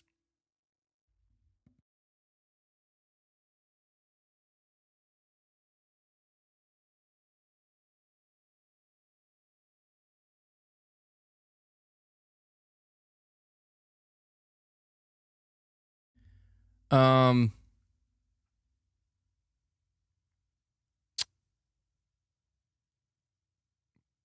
right, so hold on. They continue here saying, known issues, performing an additional survival knife attack after completing a series of consecutive attacks, removing the crocodile. Oh, wait, this isn't even talking about the optimization? The top reply is not a single mention of the terrible performance and optimization. Well, I mean, dude, yeah, somebody says that goes without saying. There's no possible chance that they're not working on that. Like that can't be. That's impossible. There's no way. And Omen 86 comes in. He's like, I got you, Rich. I got you. He drops 5 membership gifts for you guys. Omen, thank you so much, my friend. Oh, hold on. I know what Omen wants. PlayStation has been defining the gaming industry for the past 3 decades. That's what Omen wants. Actually, I think what Richrod and Omen want is that soundbite back of from what was it called? I forget what show it was from. You have to remind me, but it's the dude going, "Fuck you, Microsoft." It's like screaming at Microsoft. Omen, thank you so much for that, man. That brings us up to 10 members on the day. Omen's going to try to see if he can get a member train started. We'll see. Oh, yeah. Sony Omi. My bad. Sony Omi. Space Force. Thank you. All right. Yeah, we get another 5. I'll play that soundbite next. I'll play the fuck Microsoft soundbite because why not? We have Prince G with a $2 super chat. He says, I love the fruitiness that Rich Grok brings to the chat. Thank you, Prince G, for that. I'm glad, I guess. Whatever helps you stay here, man, and continue to watch the content and hang out. Whatever does it for you, man. Can Richrod take over the MBG Plus channel? Oh, man. Absolutely not. By the way, I don't think I got in trouble. Well, I don't know. It's like too early to tell, but everything was... I meant to tell you this, Rich. Everything was good with the AI songs. I didn't get... As far as I can tell, I didn't get any kind of trouble. And Hellbound 1981, the legend, he comes in, he says, I need that soundbite, bro. I need that soundbite. He drops another 5 membership gifts for you guys, bringing us up to 15. So we're on our way. And as promised, Hellbound, I will play the soundbite for you. I must find it first, though. Give me one moment.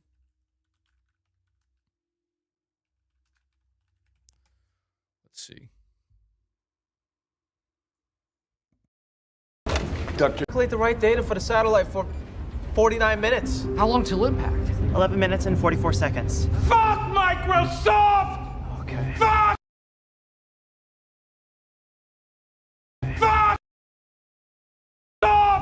Okay. Fuck! Fuck Microsoft! That's going to have to be the... I'm going to have to make that a soundbite. Yeah, I'm going to have to do that. Sorry I replayed it a couple times. I was trying to time it, but there you go. Hellbound. He comes through with 5 membership gifts. Too much? You think it's too much? Too toxic? I mean, is there one out there of somebody yelling, of an actor yelling, fuck Sony? We need more AI songs hating on Xbox? Oh, geez.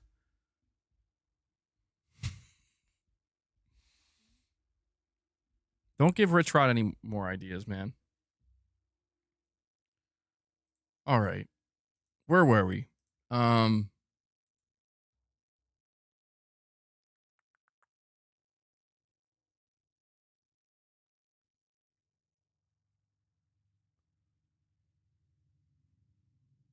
I'm just looking at some of the replies to Konami putting this out.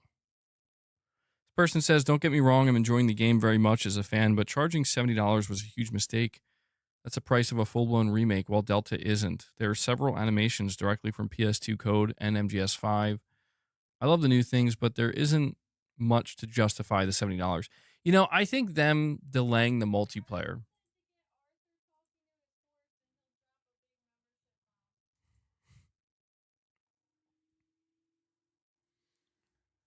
Garrett, you'll drop memberships if I get Arthur talking to his horse as this. Oh, okay. I know what you're referring to. You're referring to when we were just listening to the sound recordings, just like back to back, and they were absolutely cursed. You didn't even realize it was $70 until a few weeks ago. I think the big mistake that they made was announcing that they're delaying the multiplayer. I think if they shipped it with the multiplayer, it would help justify that $70.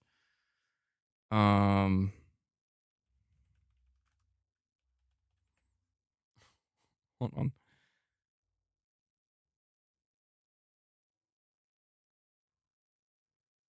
What did I type in to is this the one? Yep, come on. Yep. Let's get her up. Back at it. Back to work. You all right, girl? Okay then, girl. Come on, girl. Okay, my girl. Let's go, girl. Hey there, girl. Girl. Okay, girl. Easy now. Whoa, easy. Slow it up. Easy. Whoa. Slow up now. Easy there. There we go. Okay there. Yeah. Easy now. Yep. Get some rest, feller. You, stay. Be back for you, girl. Easy there. Easy. Whoa. Dude, that one was pretty good. Whoa. That's so suggestive. Dude, it's so it's so funny just hearing it because, like, I don't know, I'm just seeing the game in my head, but what in the Red Dead Redemption 2 is that? What a legend, though. Arthur Morgan's such a legendary character. The voice, unmistakable. Sounds like something else is happening, but I can't quite put my finger on it. Oh, man, ain't no way, bro. Well, this is clearly the section of the stream where we just go completely off the rails. Just playing that out loud on my living room TV.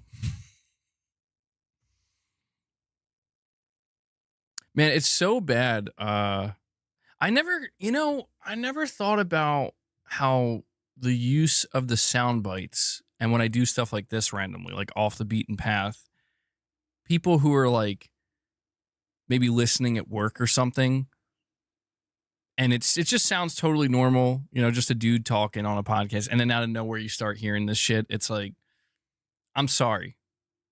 I'm sure I've screwed some people over or put them in awkward situations. I'm sorry. I want this to be a safe for work stream and podcast, but maybe it's not. Yeah, is that Red Dead Redemption 2 PS5 port actually coming or what? We've been hearing that for a long time and nothing.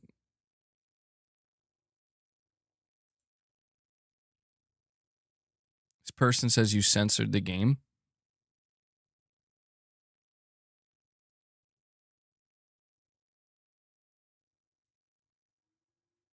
Wait, what did they censor? Hold on.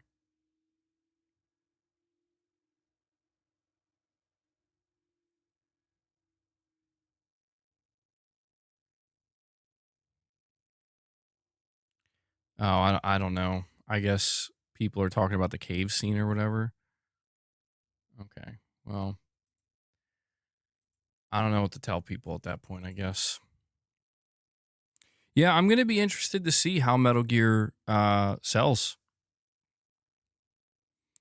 We got Judas info. PlayStation blog post Judas. Ken Levine details how player actions determine who becomes the villain. We know, says Ken Levine. We've been silent for a while. Takes a lot of time and energy to make marketing materials like trailers, and we're trying to focus all of our efforts on finishing Judas. But we also miss the days of having a more direct relationship with you, the gamer. So we thought, why not start releasing some devlogs? Through these, we hope to communicate more frequently to update you with new details of what we're working on without spoiling too much of what Judas has in store. Our goal is to keep this pretty lo-fi, meaning more frequent updates than before, but not necessarily always with fancy trailers and super polished final imagery, though there will be more of those as well. Feature update, Villainy. We've just finished a major milestone, Villainy. Villainy is a central feature of Judas. When you play BioShock or BioShock Infinite, the villain is always going to be the villain. It says they're always going to be the bad guys. In Judas, your actions will attract members of the big three to you as friends, but ignore one of them enough and they'll become the villain. From there, they will get access to a new suite of powers to subvert your actions and goals. They show a couple of clips here. But did they release a new trailer? I don't know if I'm too interested in Judas, but I know this is a game a lot of people have been waiting for. And Garrett, thank you so much for that, man. Garrett's like, you know what, bro? You played those Red Dead 2 sound bites for me. Here's a membership gift. So, Garrett. Thank you. Good stuff, man. I'll add that to the goal. That brings us up to 16 on the day. Oh, wait, no, he's not done. He drops another single. Garrett's got a little single train going. He drops a second one and brings us to 17. Good stuff, man. Good stuff. Love to see it. Yeah, W's in the chat for Garrett. Trying to see, trying to check if they just dropped this blog post randomly. Hold on. They have one other section of this blog post where they say a focus on character. It says, one of my personal favorites of all time is Middle-earth Shadow of Mordor because of the emergent gameplay made possible by the Nemesis system. The system allows you to develop small relationships with multiple orcs. However, their goals were a little different than ours because there are so many different orcs and they don't have time to develop them into characters. In Judas, you're going to get to know these characters intimately. We want losing one of them to feel like losing a friend. We want to play with that dynamic, and we want that choice to be super hard. The big three are all going to be competing for your favor and attention. They can bribe you, save you in battle, talk shit about the other characters, and share with you their darkest secrets. But eventually, you've got to decide who you trust and who you don't. In BioShock Infinite, there was a lot of energy invested into developing our relationship with Elizabeth. By the end of the game, you knew everything about her, her abilities, her hopes, and dreams. But the truth is, she knew almost nothing about you. The gamer playing Booker in Judas, the big three observe you as you play, and they have feelings not only about how you approach combat, hacking, and crafting, but most importantly, your interactions with the other two characters. As part of the villainy milestone, we also completed the biggest Judas playtest yet, where new players experience this feature firsthand. Every time we test, we learn so much, and we love having that level of knowledge when working on the game. The testers shared tons of valuable feedback on the weight of decisions and how it impacted outcomes, their interest in learning more about character motivations, and how moments where the big three helped or turned on them changed their future decisions. And they're showing off some new key art here. And he says, there's one thing we're sure you all want to know. When is Judas coming out? While we wish we could give you an exact date today, we're not quite ready to finalize that. As you know, release dates have a way of slipping by. So we'd like to avoid having to change the date after we announce it. But we know Judas is not really a game until the players get their hands on it. And that's the day everyone on the team is working toward. So that was a blog post straight up from Ken Levine. Random update on Judas out of nowhere. What are we thinking? Michael Werner says, thank you, MBG, for staying focused on the topics. Love you. And he drops a 20 bomb on you guys. Michael Werneth loves me. He loves me, and he loves me for staying on topic. He's like, I see what you're doing, MBG. You're trying to stay focused. They're trying to go crazy. They're trying to take you off the rails. But he comes in and he drops 20 member gifts for you guys. Michael, thank you so much for that, buddy. And thank you for using your milestone chat. You've been a member for 22 months, and you've been a great member of the community, bro. Really appreciate that. And with that, we are now at 37 members. So we crushed 25, and 50's within reach, guys. Michael just brought us up big time. Flatted Fifth says, bro, when's it going to be my turn? What, to get a, you talking about getting a membership gift? You might want to make sure your account isn't branded, because branded accounts can't get membership gifts. You might want to look into that. But yeah, to everybody who's been dropping membership gifts or any type of support, whether it be direct donations or super chats, thank you so much. You know, we are fan funded here. You guys know that. I rely on that type of support to be able to continue to do what I do here, and we have some amazing contributors to the channel. So thank you so much.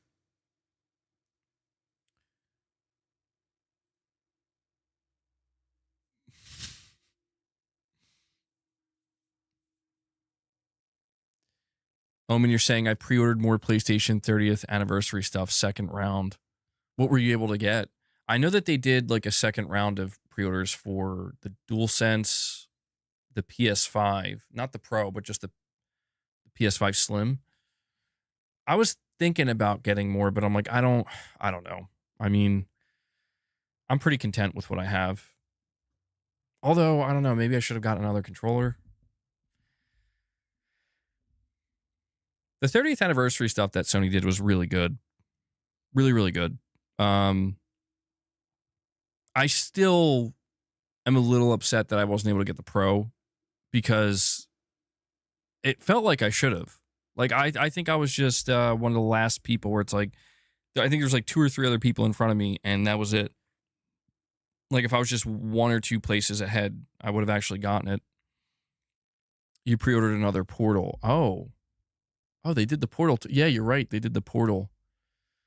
I still got to get a regular PlayStation Portal. I will at some point. At some point. Oh, yeah, Ray is saying, also, don't forget to opt in by clicking the membership donos and opting in. So, yeah, Flatted Fifth, just make sure you are opted in to receive a membership gift. Sometimes I forget that you do have to do that. You can click Michael Warneth's icon at the top of the chat, and if you're not opted in, it'll ask you to do so.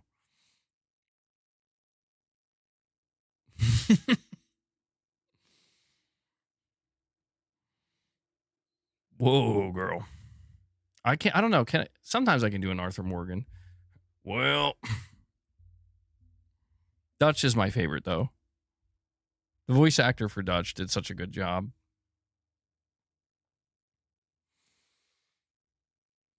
Bro is funding Sony at this point. Hot take. I have a Switch 2 and the Portal's my favorite handheld of all time. Yes, I enjoy it more than the Vita. Really? I'm telling you, man. I've heard nothing but good things about the Portal from people who use it. I don't think I've heard from somebody who bought a Portal and said they didn't like it.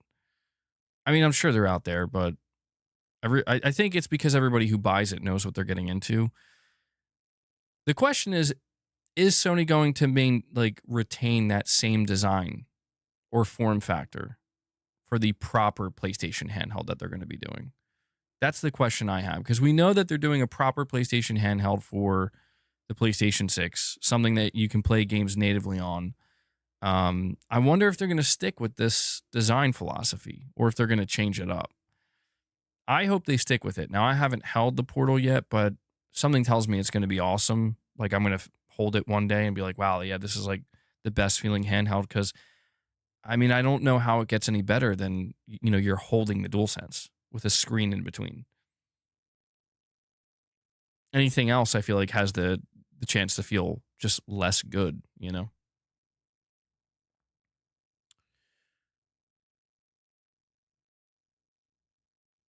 Basically feels like my PS5 console on the go. It's crazy how well it works. Omen, have you ever used it outside of your home? Because you're saying on the go. I know some people have. I've heard mixed things. From people. What's like the furthest away you've used it from your home? Lost Soul Aside is the #1 trending game. I think I'm going to try to buy it. I want to support it. I do. I may end up buying Lost Soul Aside, but not playing it day one. Because it does look good. I saw some people are nervous about a day one patch that they announced. MBG, I think I'm liking the Switch 2 a bit more than PS5, but the graphical fidelity is pretty weak compared to PS5. Well, Switch 2 is doing great. I mean, I saw it sold like over 2 million units in the US already. It's doing really, really good. You use it on the train, on trips and hotels, etc. If the internet is decent, it works. Really? Even on the train? That's crazy to me. That's good shit, dude. Yeah, eventually when I get one, I don't go out that much, but when I do, I'll just like take it with me and see if it works. MBG, I've traveled from Vegas to California, and I've traveled to Arizona using my Portal. It works really well. That's crazy. Wow.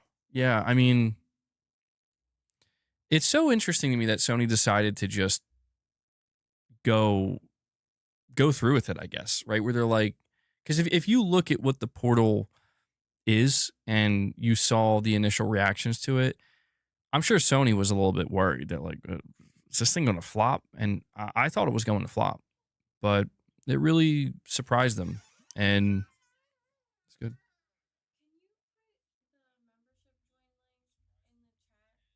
Mm,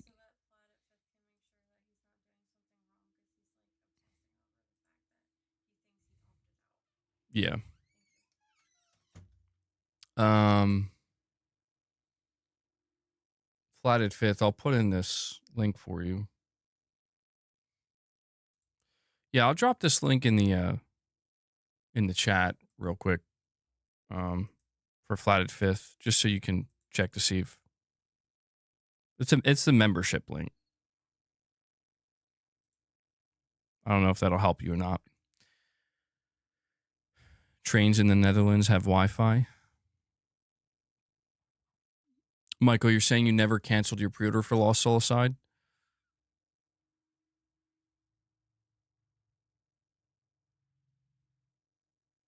Yeah, I don't think Judas is coming out this year. I mean, you know, it's about to be September, and they just put out this blog post, and he's like, you know, Ken Levine's saying like, look, I know everybody wants the release date, but not yet. We're not there yet.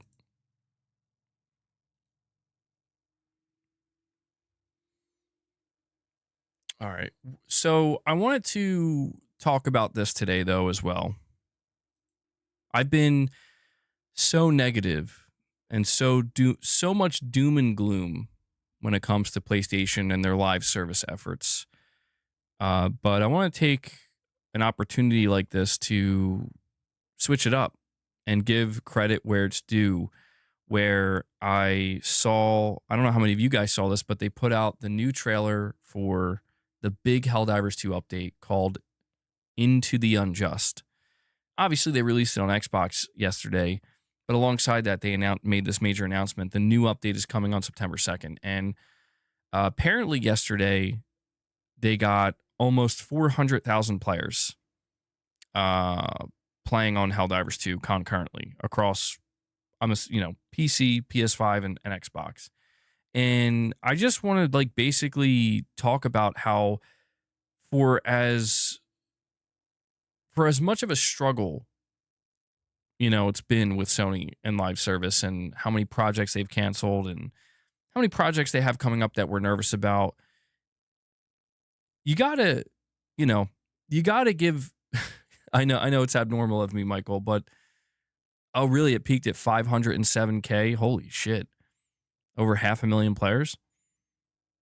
Well, that's the thing, man, is like, I don't want to turn into one of these people that you see on the internet that are everywhere, where they'll never give credit where it's due.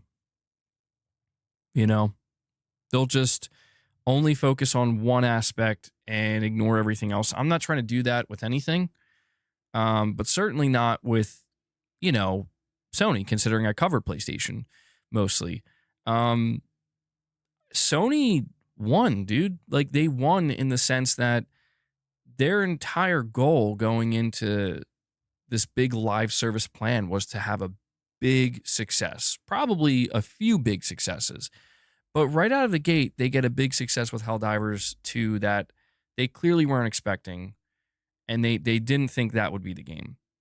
And I think that in the year and a half that it's been out, they have done, not just Sony, but in collaboration, but, you know, most of the credit goes to Arrowhead, of course, just an incredible job, like ensuring that the game stays relevant, that they keep bringing players back, that they keep having meaningful content updates, and that they listen to the community and, you know, listen to the feedback. And I think at the end of the day, you know, Helldivers 2 might, I mean, we focus on the single player games from Sony. We focus on games like, you know, God of War and The Last of Us and Ghost of Yotei and Spider-Man and all this stuff, and Death Stranding. And these games are critical to PlayStation success, in my opinion. They're critical to the identity of PlayStation. They're critical to, in my opinion, the entirety of what PlayStation is. But to look at something like Helldivers 2 and see that Sony now has a strong, they have a strong, solid stance in the live service network of games, it's reassuring. It's reassuring because it means that there's less pressure now overall. They're still obviously going to continue to pursue live service, but you notice how Sony's a little bit more comfortable, like Herman Hulst coming out and saying, it's not so much about the quantity of live service games. We're slowing it down. We're doing the less is more approach. It's because of the success of Helldivers that they're able to do that. And also because of the failures that they've encountered as well and the struggles. But I think Helldivers, sorry if I'm yelling into my mic. Helldivers could go on to be, I think, Sony's bread and butter live service game. You know, even if they have like 3, 4, 5, 6 other live service games that come out over the next like 5 to 7 years, I think Helldivers could be that, because it's like I talked about before.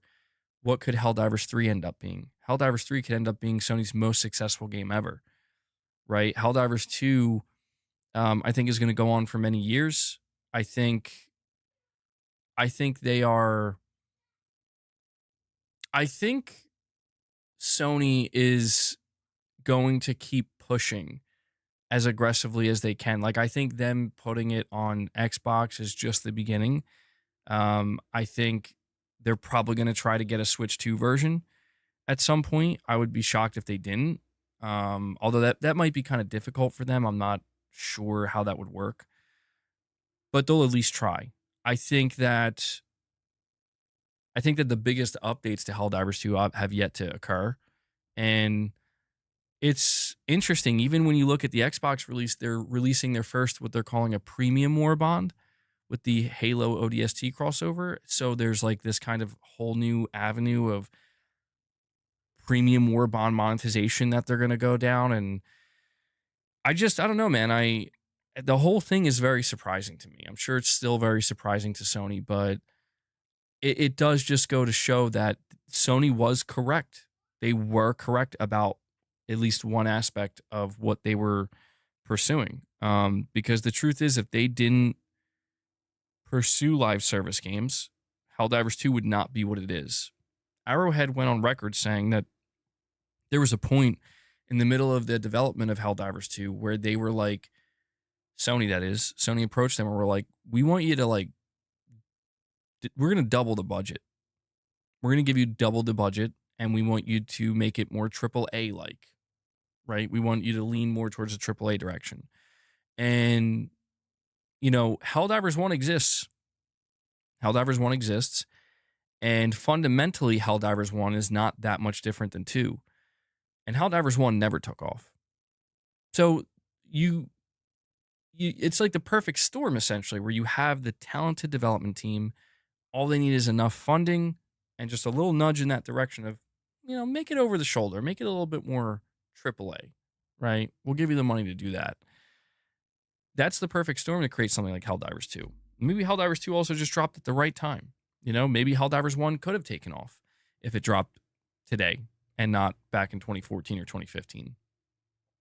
But for as much talk as there is about, you know, Sony's failure in live service and the mistakes that were made, I think people just kind of sometimes overlook like just how incredibly successful Helldivers is, where even where we are now, a year and a half removed from it, I think people also underestimate how easy it is to lose a player base. And that almost did happen a couple times. There were a couple of rough spots with Sony and with Arrowhead, no doubt about it. But, you know, it's not easy to do this, and they're doing it pretty masterfully, I would say. Like, I'm pretty sure there's more people playing Helldivers now than there is Call of Duty, right? At least like with these updates and whatnot. And it's like, yeah, I don't know. Who would have thought Arrowhead was the one to do it, man? They're going to do it. They're going to do a Helldivers 1 remake or remaster. You think collaboration is the way to go for Sony? Well, it's like I said, people want to know, the reasons why Sony decided to put Helldivers on Xbox. This is absolutely one of the reasons, because they want to stay in Arrowhead's good graces. They don't own Arrowhead, you know? Arrowhead doesn't,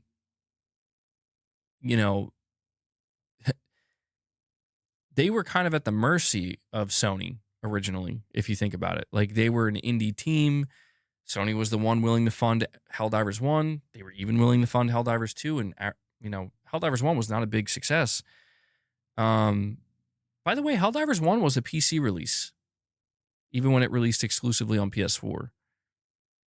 It also released on PC, which is crazy because, like, that history has always kind of been there. But I just think that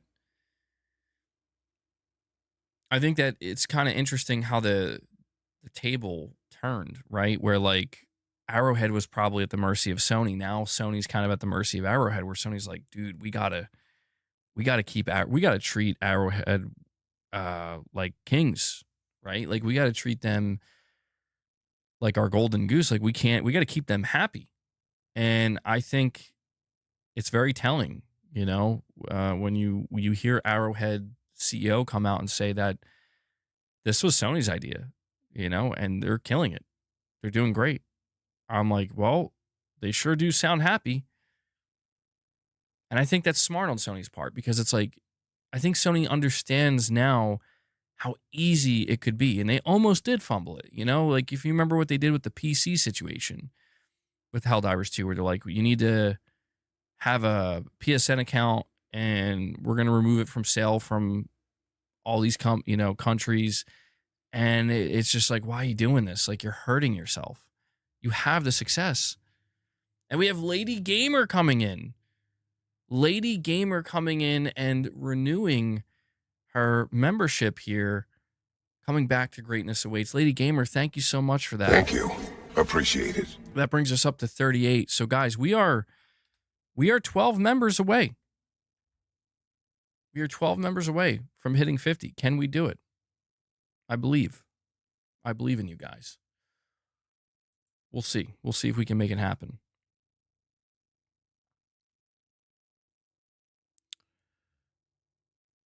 "343 kicked your dog? Uh-oh.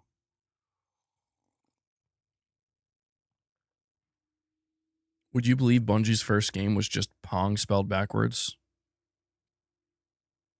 You know what's crazy is that Naughty Dog is a 40-year-old studio. That's crazy. I had no idea.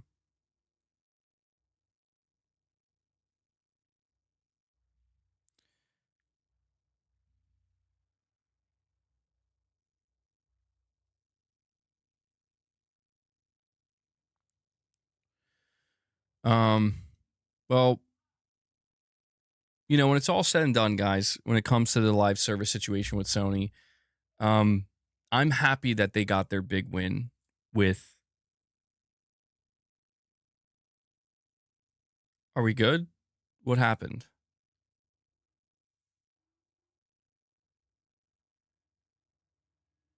We good? Okay. Yeah, it seemed like it glitched out for a second there. I'm sorry about that. Oh,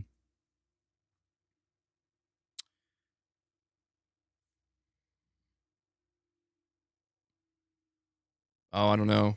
People are saying I'm frozen. Let me close some of these tabs.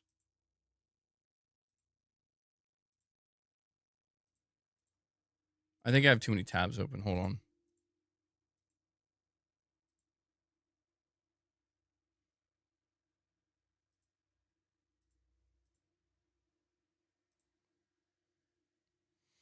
I'm good now? Okay. All right. Yeah, I don't know. There's some issues on occasion.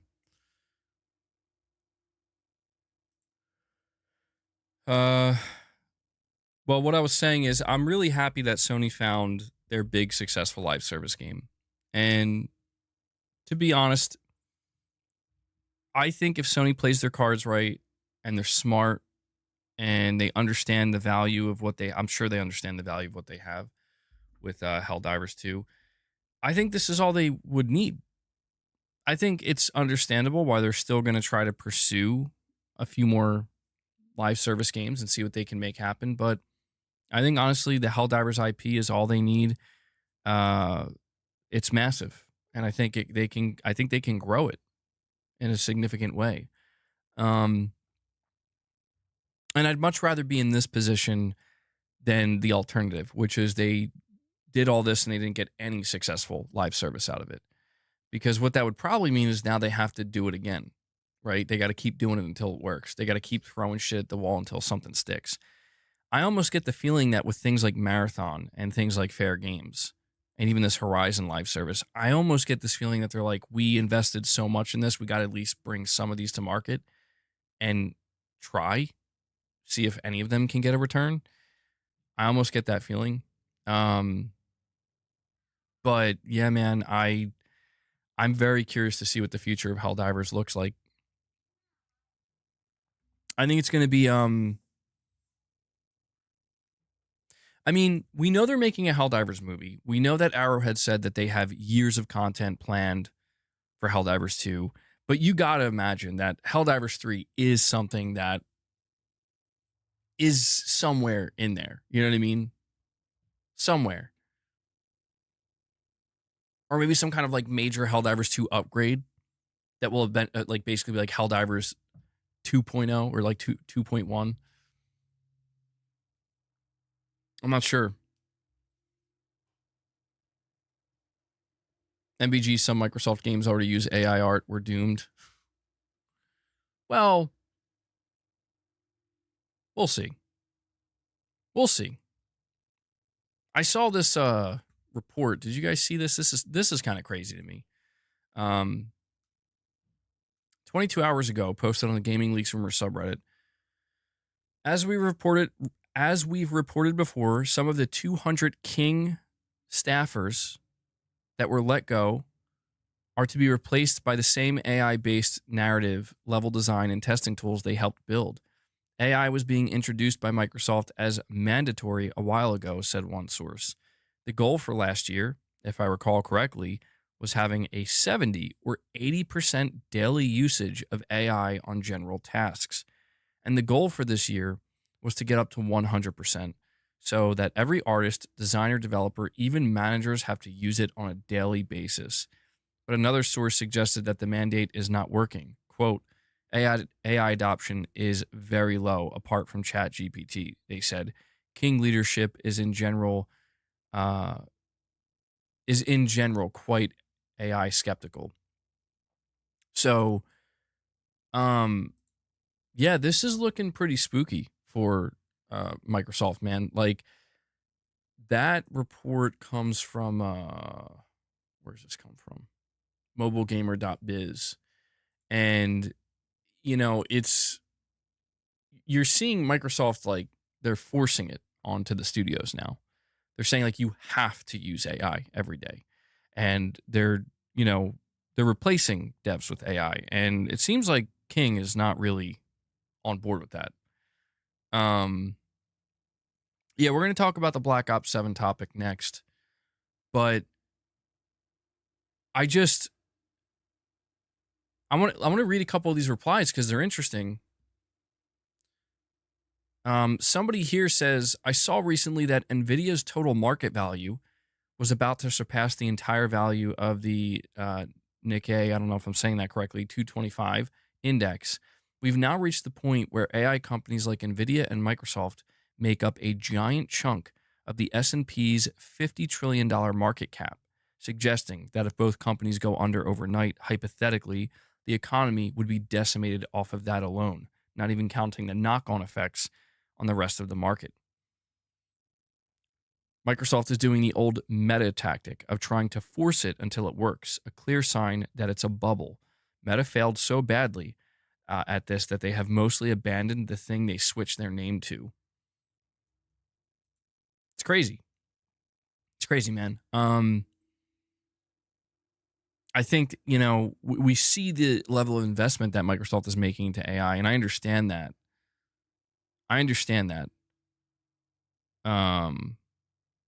Yeah, and Michael, you're saying it's like 99.9% impossible. Well, that's the thing. Something like that sounds really scary, but you have to ask yourself, what would need to happen for Microsoft or NVIDIA to fail or collapse, especially both of them at the same time? So, the AI bubble, I don't know. I don't think AI is a bubble, and I don't think it's going to pop. I think the closest thing we could see to that is we lose control of AI, which is a scary thought. And, you know, that's something that's so dire that it's like, I don't, you know, we're not going to be worried about video games if that happens. So, you know, this conversation will be completely irrelevant. But assuming we don't lose control of AI and we keep it under control, yeah, I mean, I'm telling you, man, it's just, I don't know. I don't. The only thing I could really see happening, okay, is like if Microsoft gets aggressive enough with AI use in games, and they're going to want to be the ones getting most aggressive because they're the biggest company in gaming. They're the most heavily invested in AI by hundreds of miles. You know, they're on a whole nother level. If they start doing what they're doing here, where it's like, we're going to start mandating AI usage, and it becomes, and, you know, I forget what they call it, but Microsoft introduced this whole generative AI program for video games. If they do this and, you know, and the market rejects it, all these other publishers are going to look at that and be like, we're not going down that road. This is going to be one of those things where like everybody's going to have to be in it together, or Microsoft's going to be the first one out of the gate. They're going to fail, and all these other publishers and companies are going to exploit that failure for their own gain by doing things such as, we're not using AI. We are not replacing our developers with AI. Our games are human made, you know, like, and we're going to keep it that way. You know, there is a knock-on effect, I think, when it comes to the market side with this stuff, where it's like, I understand from Microsoft's perspective why they're being so aggressive with it. And, you know, that is how Microsoft operates. And to be fair, it makes sense. They're one of like the top 3 or 5 companies in the world. They're going to operate as, we're the ones that are going to set the trend. We're going to brute force this. You know, when you have that much power, when you have that much leverage, when you have that much resource, and you have that much backing, of course, you're going to feel like we're the ones that are going to lead the way. But I don't know. We've seen Microsoft in this position before in gaming, and it didn't work out for them. But AI is different. It's a different beast, you know? I think the real question is how these games are going to look, how appealing they're going to be, and how much the market's going to care if AI was involved or not. These are the questions that need answering, and as Microsoft gets more aggressive with it, we're going to get our answers. How many Big Macs can I deadlift? Digital Dude, I don't even know how to answer that question, bro. I'm sorry. I'm sorry. I don't know what to say. No one can escape AI. I think we need rules and policy to keep the AI use in check. If you're still in school, AI would be something for you to study. The next wave of technology jump is happening. If you have to worry about controlling something, then we shouldn't be doing it. Just give an estimate number. Well, how much does it, hold on. I got to at least see how much.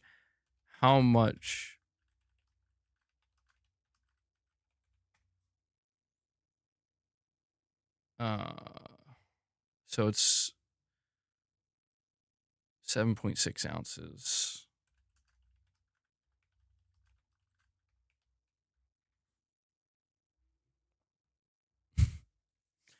I don't know, like fucking like 600 Big Macs. 500, 600 Big Macs. I don't know, Digital Dude. Wait, is there a point to this?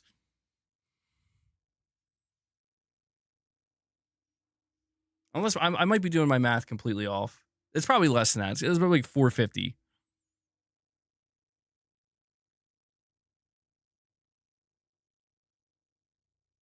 I don't know. Leave me alone, Digital Dude. Trying to talk about AI in gaming.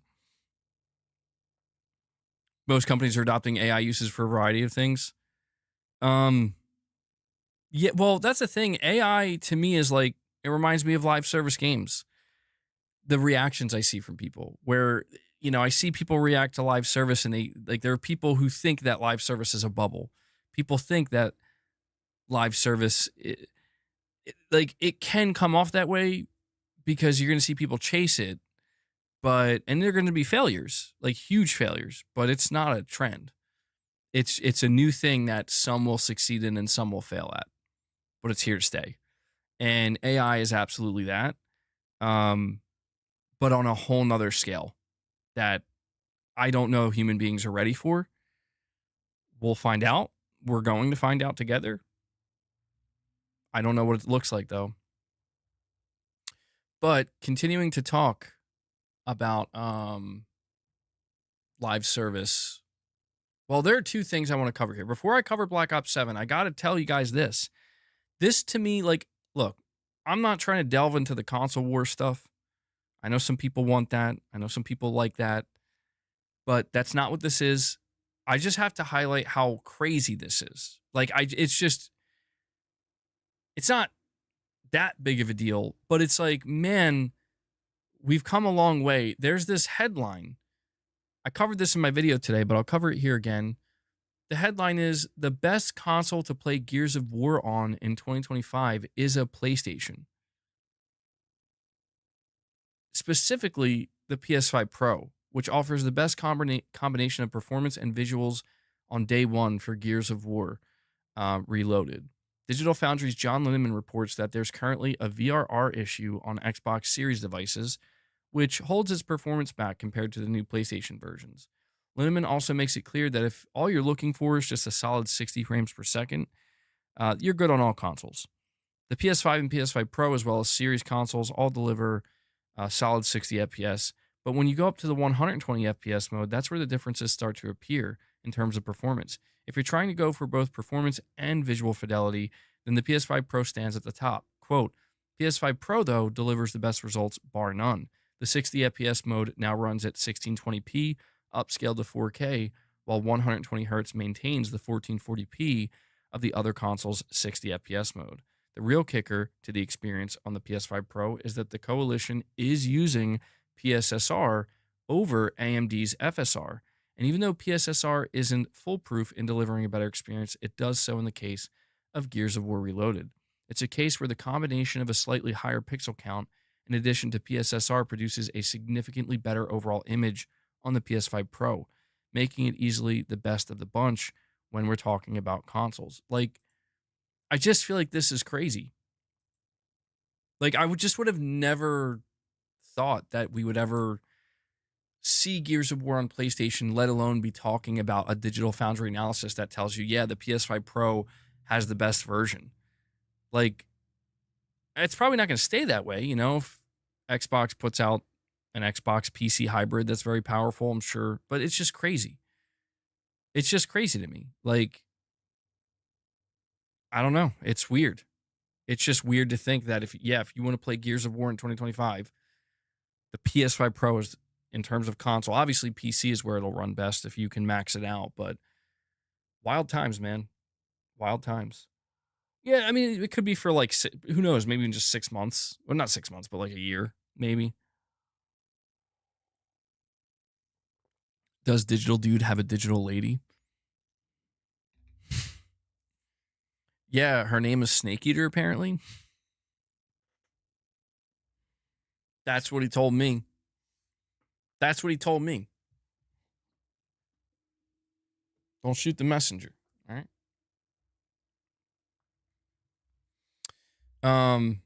But there you go, man.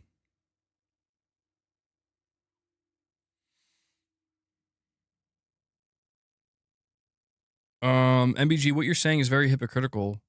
This is not all right, yeah, I didn't understand the second part of what you said. Oh my god. Michael, there's no way you respond by saying she told me that too.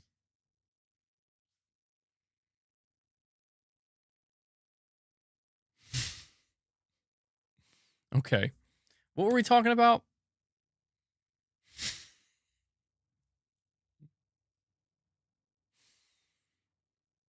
guys are crazy, man. All right. Oh, you know what's interesting? I think by the way, oh yeah, we're going to talk about Black Ops next. Um by the way, it seems as though uh they tested Digital Foundry, that is. They tested the low Gears of War running in low performance mode or low power mode, I mean, on PS5. I don't know. Gears of War on the go with the next PlayStation handheld. Weird times, man. It just gets weirder.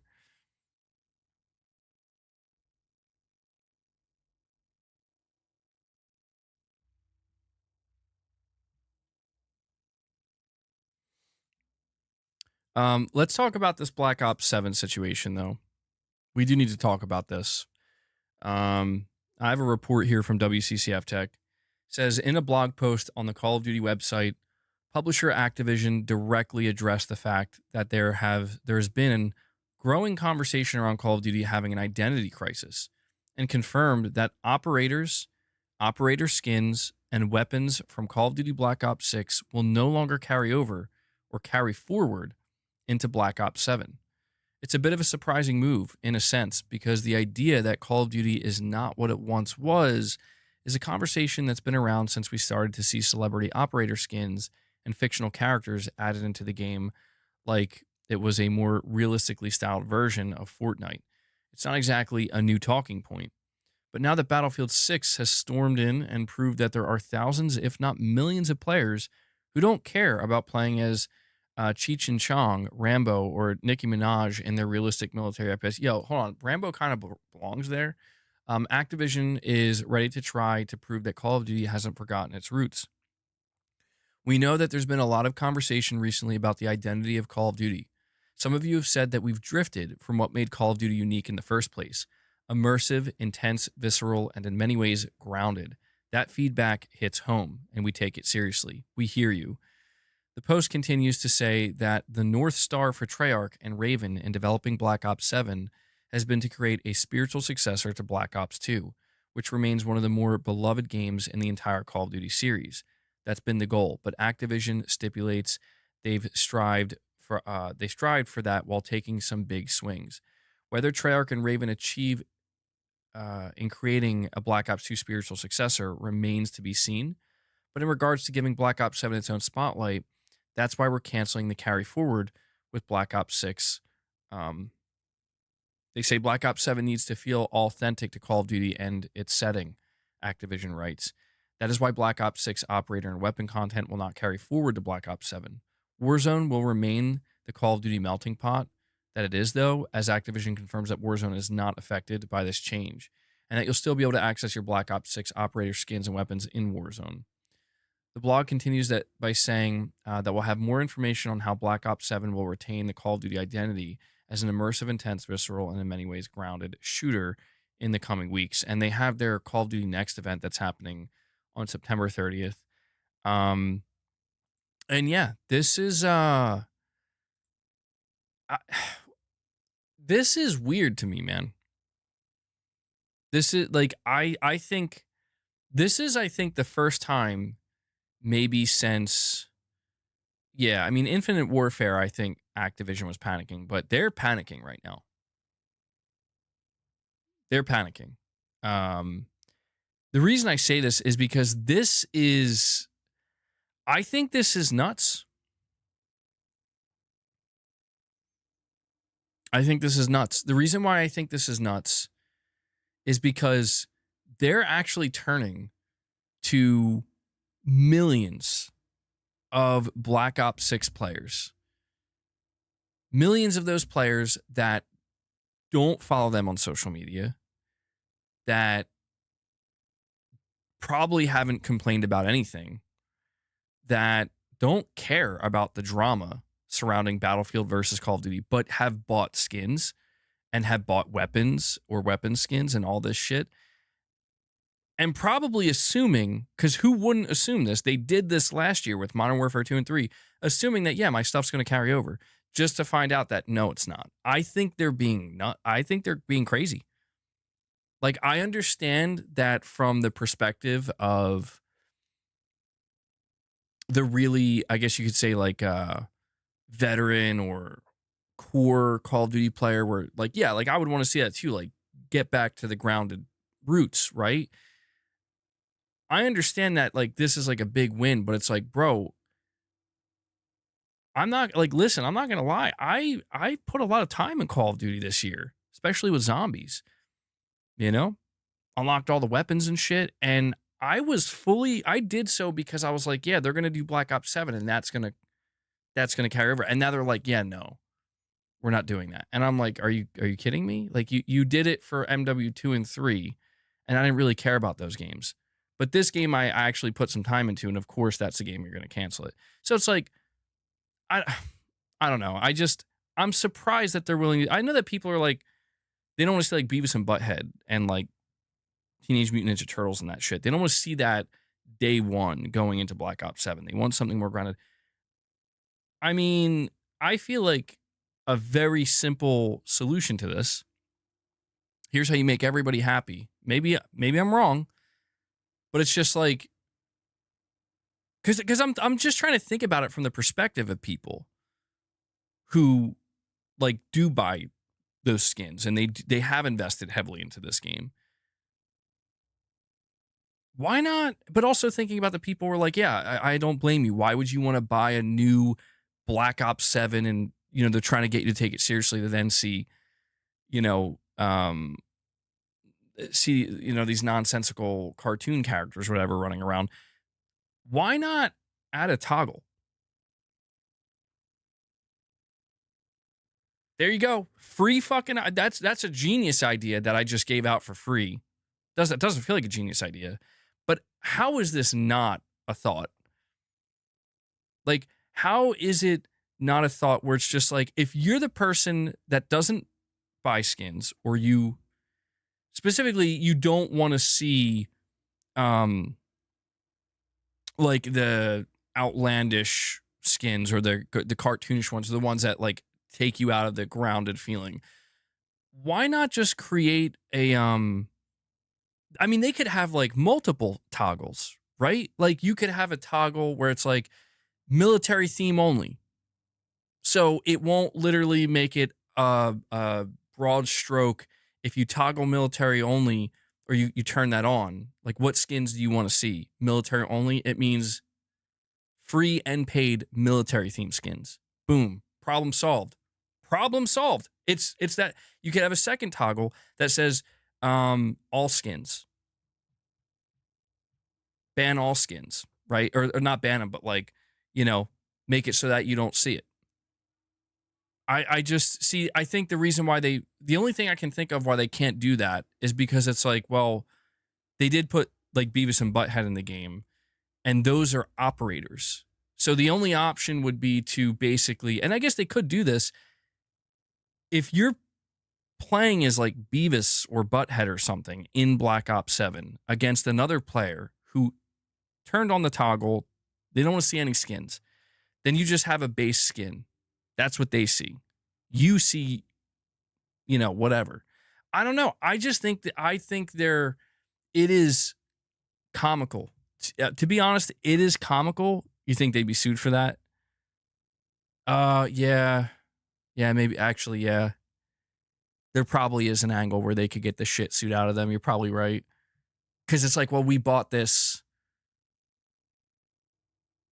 Well, do you think so? Because like, if that toggle only applied, couldn't they technically get sued right now? Because they said a week and a half ago that your stuff will carry over. They did confirm that. That's what's shocking to me about this, is they confirmed it. They confirmed when they revealed Black Ops 7 at Gamescom that you can move all your stuff over. And that's why I thought it was funny to see people saying like, no, don't do that. I'm like, that's crazy. But you know, like the people who were doing that are the ones not buying it. And I'm like, well, you guys are just yelling into the ether because Activision's not going to listen to you guys. You guys are clearly not the ones buying the skins. The ones buying the skins probably want their shit to go over, right? And that's why I'm shocked that, oh my God, they actually caved.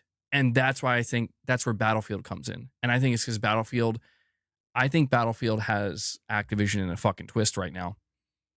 That's what I think. I think Battlefield is coming for fucking Call of Duty, and I think they're folding, dude. They're starting to fold. Like, their knees are getting weak. Because this is crazy. Like, because here's the other question. How many people did they just piss off that actually give them money? Think about that. Like, think about that for a moment. How many people have been buying skins for Black Ops 6? And they were told 2 weeks ago, it's like, oh yeah, you can move your shit over, just to be told, no, you're not. Never mind. And Activision is just like, yeah, sure, we'll lose those players. We'll risk pissing those players off. To me, that shows Battlefield's in their head. This is 100%. This is not from the, because think about what the article said. The article said that this is something that players have been complaining that Activision about for years. And Activision said, fuck you. We don't care. We're making money. But this year, suddenly, now the Battlefield's showing up and they're like, we're not doing that shit. I don't know, man. Activision is fucking looking pretty weak out here, bro. I think they're starting to flounder a little bit. That's what I'm seeing. Where it's like, so let me get this straight. You had this big plan this whole time where you're going to let people bring their shit over. But now suddenly, oh, wait, no. Battlefield's coming out and people like the grounded shit. Nothing new. To be honest, this is how Call of Duty's always been. We have Digital Dude with a super chat saying people buy skins to show off, though. And Michael Werniff says, I buy skins to show off. Yeah, I mean, yeah, you're right. That's like, it's a psychological thing. There is an argument to be made that if you add that toggle, it actually completely de-incentivizes people to buy skins. Because you're right. That's a lot of people who buy the skins, they do it because they want to show it off. They want people to see it, which is weird. Like, I don't quite understand that, but I guess that's just basic human psychology. I don't know, dude. The situation with Call of Duty is fucking weird. Like, I think that I'll be honest, I just think it's sad. I think it's sad. I'm not trying to be a hater, but it's just like, you guys don't know what you're doing. Like, you're losing your way. It's obvious that Activision and Call of Duty are losing their grip. And I say this because it's like, yeah, dude, people have been screaming at you for the last 4 or 5 years to stop doing this shit. And you just ignored it. And you just kept getting crazier with it. You know? And it's like, I don't know if that was done because they're like, well, where else are you going to go? You know? And now it's like, oh, I'll tell you where they're going to go. They're going to go to Battlefield 6. That's where they're going to go. And I understand it's like, well, Battlefield and Call of Duty are not new games or not the same type of games. And that's true. But then you see the Black Ops 7 reveal and look at what people are saying. People are saying like, bro, this looks bad. If not bad, it just looks boring and underwhelming. Like, it looks like you could tell me AI made Black Ops 7 and I'd fucking believe you. Because it's like, this is it. It's clear that the studios that make Call of Duty are creatively bankrupt. I mean, like, the definition of creatively bankrupt, where like they literally don't know what to do anymore. Where they're like, okay, what if we do Modern Warfare again? And they've taken that to a point where we got a whole nother trilogy of Modern Warfare games. And now they're about to do a 4th one. The only Call of Duty that sounds like it may actually end up having some interesting angle could be Sledgehammers, where they said there might be like martial arts in it or something. I'm like, okay. All right, now that sounds interesting. I'll check that out. But they're like, all right, what if we do Black Ops 6? And they get me with Black Ops 6 because I have a nostalgia for Black Ops. bring Woods back, you know, the numbers Mason, all this shit. And, you know, 90s, it's set in the 90s. I'm like, okay. But then it's like, all right, now we're going to do Black Ops 7. And it's just like, all right, I guess. I don't know.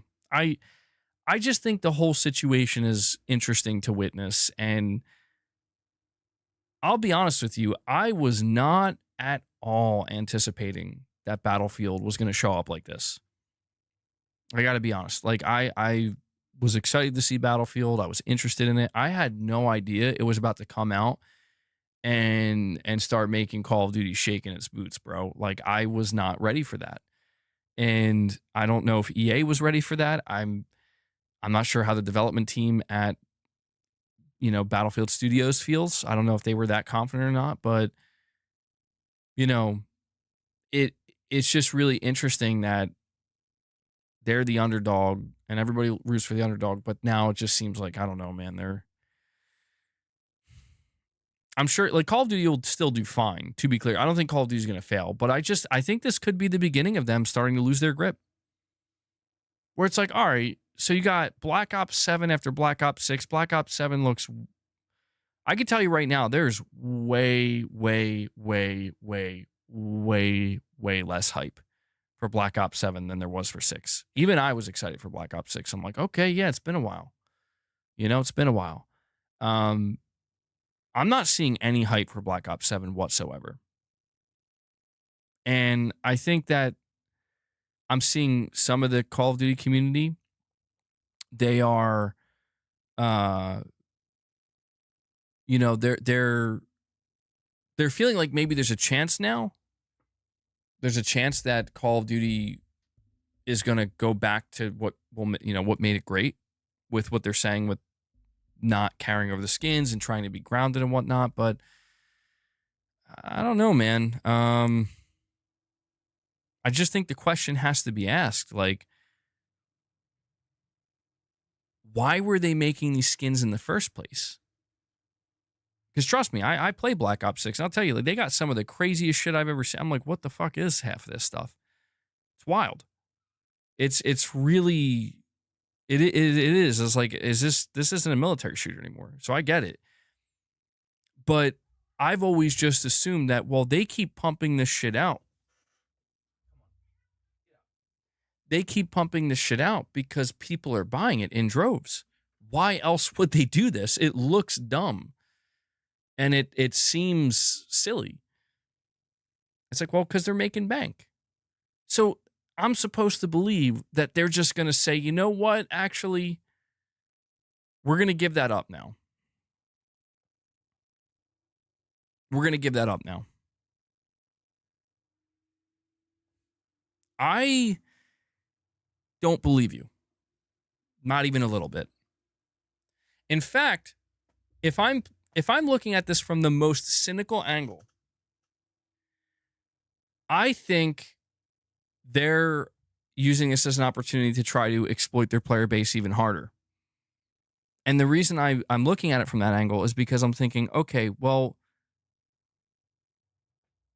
if you decide to just go through with, you can move your Black Ops 6 stuff over to 7, you're making the people who gave you the most amount of money happy.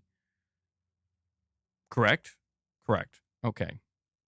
The people you're risking losing are the people who don't give you that money and don't buy those skins and, you know, want nothing to do with it. So what's the idea behind this? The idea is appeal to those people so they don't go to Battlefield, and assume that the people who bought your skins and who were buying that shit, they're not going to care that you can't move your stuff over. They're just going to buy new stuff again. And I'm like, that, like, to me, that's, I don't know. I think they're just doing this because Battlefield's there. And I think that they are afraid to make any mistakes right now. Because here's the thing. What does failure look like for Call of Duty? Failure is nothing overly dramatic for Call of Duty. Call of Duty is such a giant beast that it wouldn't die quickly. It wouldn't die overnight. It wouldn't die in a couple years. It would be a slow, agonizing bleeding out is what the death of Call of Duty would be. And it would look something like this. It would start as, we're not too worried. I think we'll do okay. You know, like what? We're going to lose like 3 million sales, 5 million sales. We'll be fine. We're still going to sell like 15 million. People need to understand that the pressure for Call of Duty to deliver is unbelievably high. It doesn't matter if your weakest game sells 15 million units if the expectation for this game is to sell 25 million. That doesn't matter. What matters is how close did you get to that expectation? Oh, you missed the mark by a lot. Heads are going to start to roll. Jobs are going to be cut. That's what's going to happen. And they know it. And that's why they're making this decision, because they realize that, like, dude, if they start losing people to Battlefield, that's going to be a problem.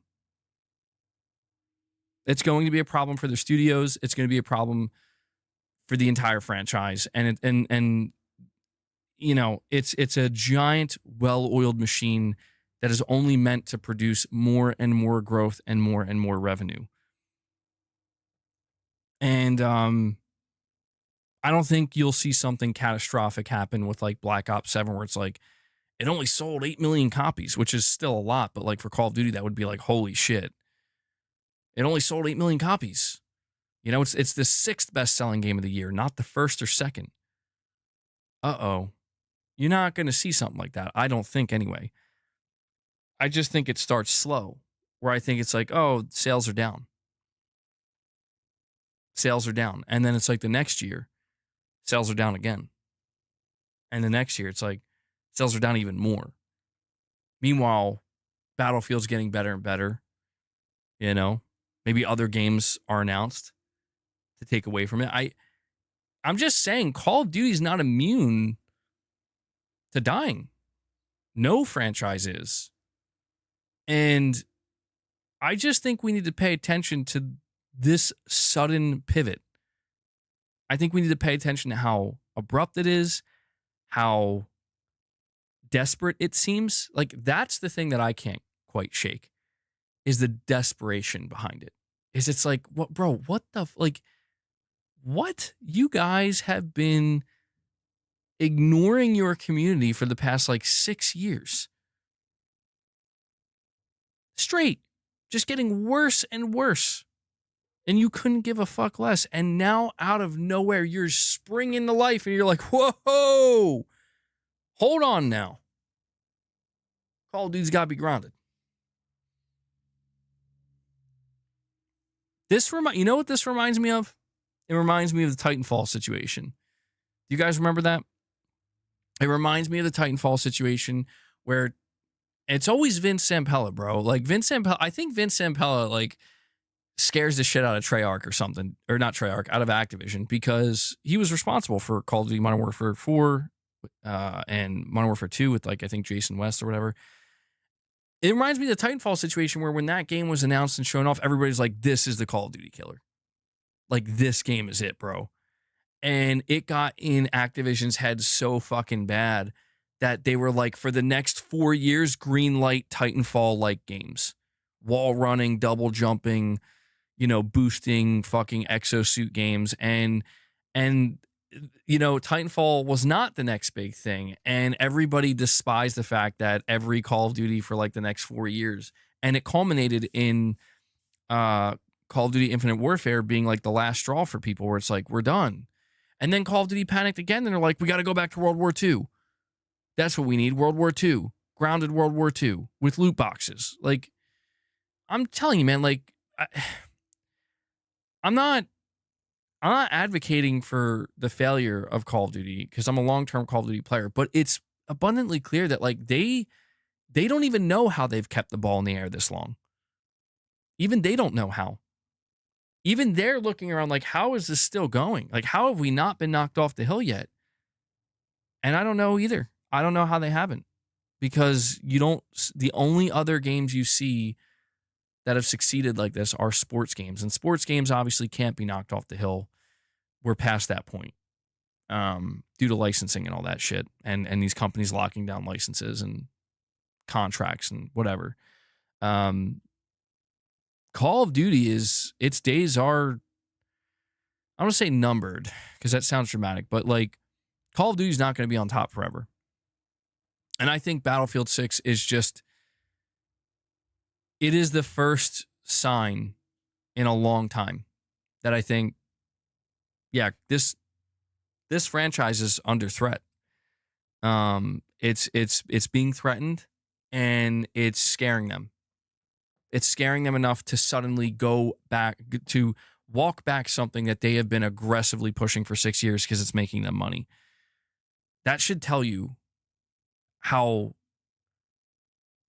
even though Call of Duty is a juggernaut, even though it's in the top sellers every year, it should show you how incredibly high pressure, how high the stakes are for the studio. Because that's the thing. You may not be able to fully explain how you've stayed on top and how you've kept the ball in the air. You know, you could say it's just the mechanics, right? Sure. But I'll tell you what, it doesn't change the fact that if you sell 15 million copies, if you sell 20 million copies, the expectation is the next game's going to have to sell a little bit more than that, or the same. I don't think Black Ops 7 is doing that. I don't think Black Ops 7 is selling as much as Black Ops 6. I don't know if it'll sell as much as Modern Warfare 3. I mean, I don't know. I don't know how well Modern Warfare 3 did, but I think they're, I don't know. I think they're on a crash course, you know, a necessary one. I don't think it's a bad thing. I don't think it's a bad thing. I think that this has to happen. I think that Call of Duty needs to, like, I think part of them getting back to the roots and getting grounded means you're going to lose a lot of players.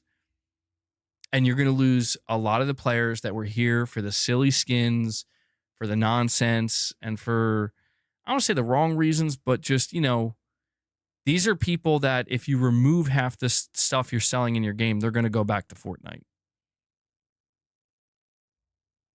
I don't know, man. I think Activision is trying to fight every live service game from every angle while extracting, you know, while trying to appeal to their player base, to those games and their player base. I think it's just a recipe for potential disaster, but in the long run. But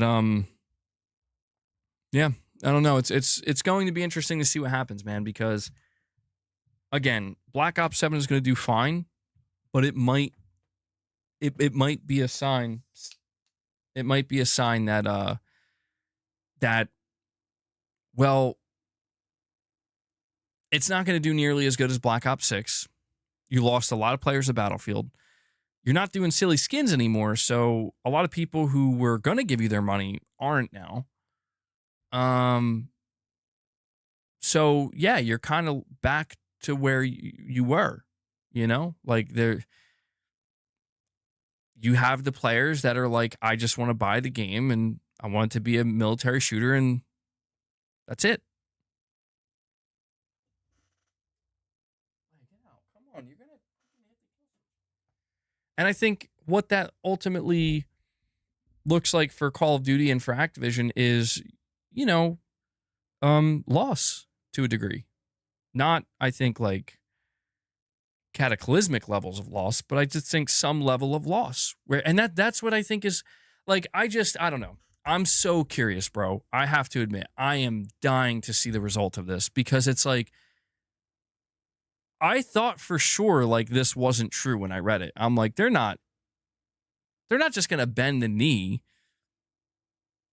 because some people were complaining about skins being moved over to the next. Like, there's no way they're going to slap the payers, right? The people who are paying them for the last, you know, however many months. There's no way they're going to slap them in the face and say, yeah, we're not doing that. They're not going to do, they would never risk that. And they just did it. And I'm like, yo, what? What are you guys seeing that I'm not? Because that's wild, bro. Like, that is wild to me. And I'm just super fascinated by the whole situation. Chris, we're talking about Black Ops 7 and the U-turn that they made, where they're not letting stuff that you have in Black Ops 6 carry over to 7. So like weapons, skins, stuff like that, you can't bring it over. And a couple of weeks ago, they said you could. So they changed their mind. You think it was low pre-orders? Yeah, that could be it. But, you know, here's what's crazy, though, Lost Isley, because you're probably right. Honestly, I think the timing of it, you're right about that.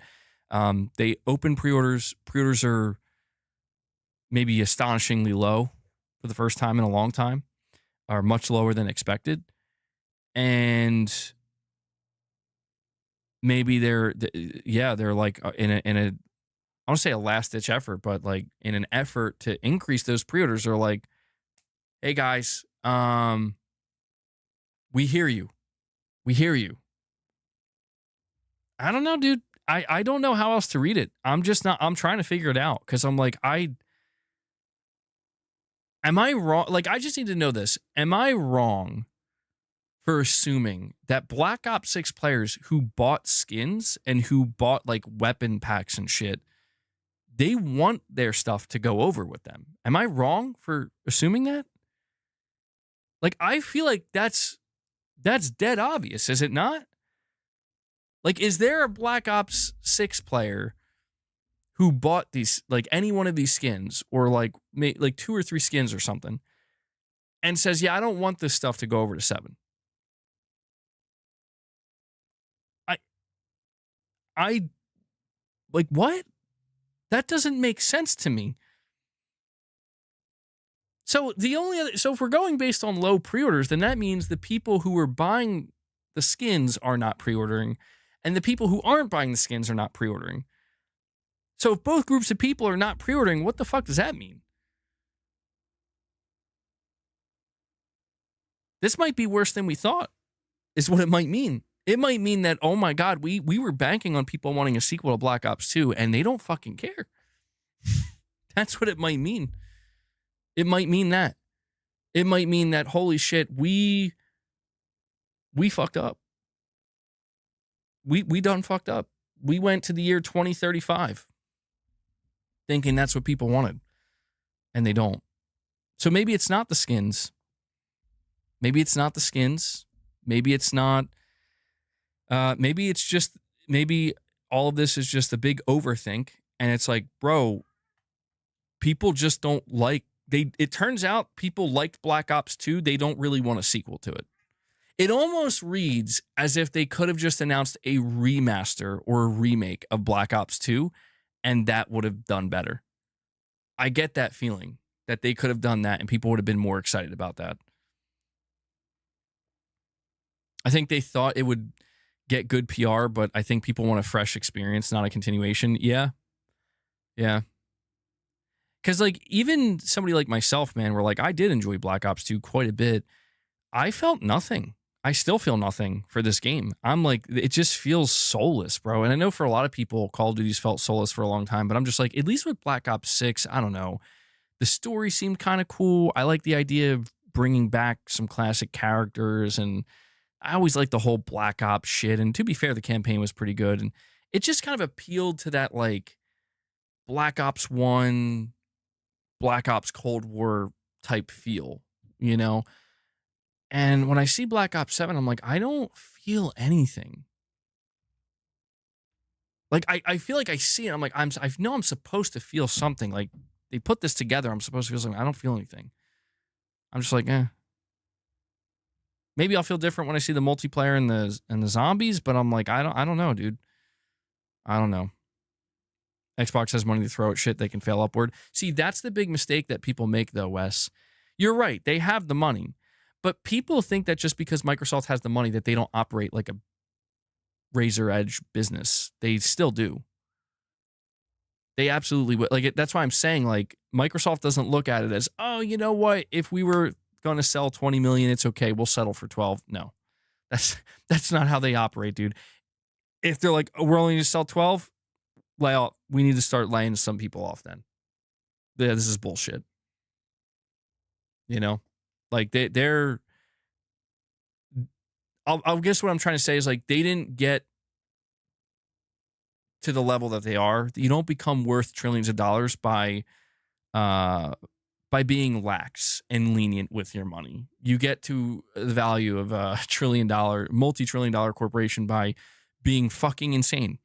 Like I'm not even kidding. Like you have to be kind of insane. So I don't know, man. I'm going to be watching this with great interest just because I don't want to see Call of Duty fail because, well, I want to see it fail enough to where it's not going to result in layoffs. It's not going to result in really bad shit. I just wanted to see it fail enough to where it results in let's get back to making this series better. You know, let's get back to what made it good in the first place. I would like to see that, but I don't want to see cataclysmic failure because I'd be sad. Like like I said, I've been playing Call of Duty for years, man, and there are certain aspects of it that I've always adored and liked. And I wouldn't want to see that just die. That would fucking suck. Because if that happened, I don't think it's ever going to come back from that. Don't support it, MBG. The chat demands it. Oh, dude. I mean, Call of Duty is at a point where it has so many haters, man. And I get it. I totally get it. But I'm just curious to see if Battlefield's about to fucking pummel Call of Duty, bro.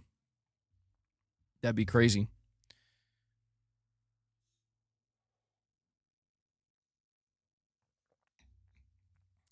Devil Shooter saying Arrow goes down, layoffs will happen. If they made Zombies a separate game, a lot of people would never buy Call of Duty again. You're right about that. They thought about doing that. Well, I think with this ultimately, so in conclusion, because I know this was a long-winded topic, but it's just one that I find super fascinating.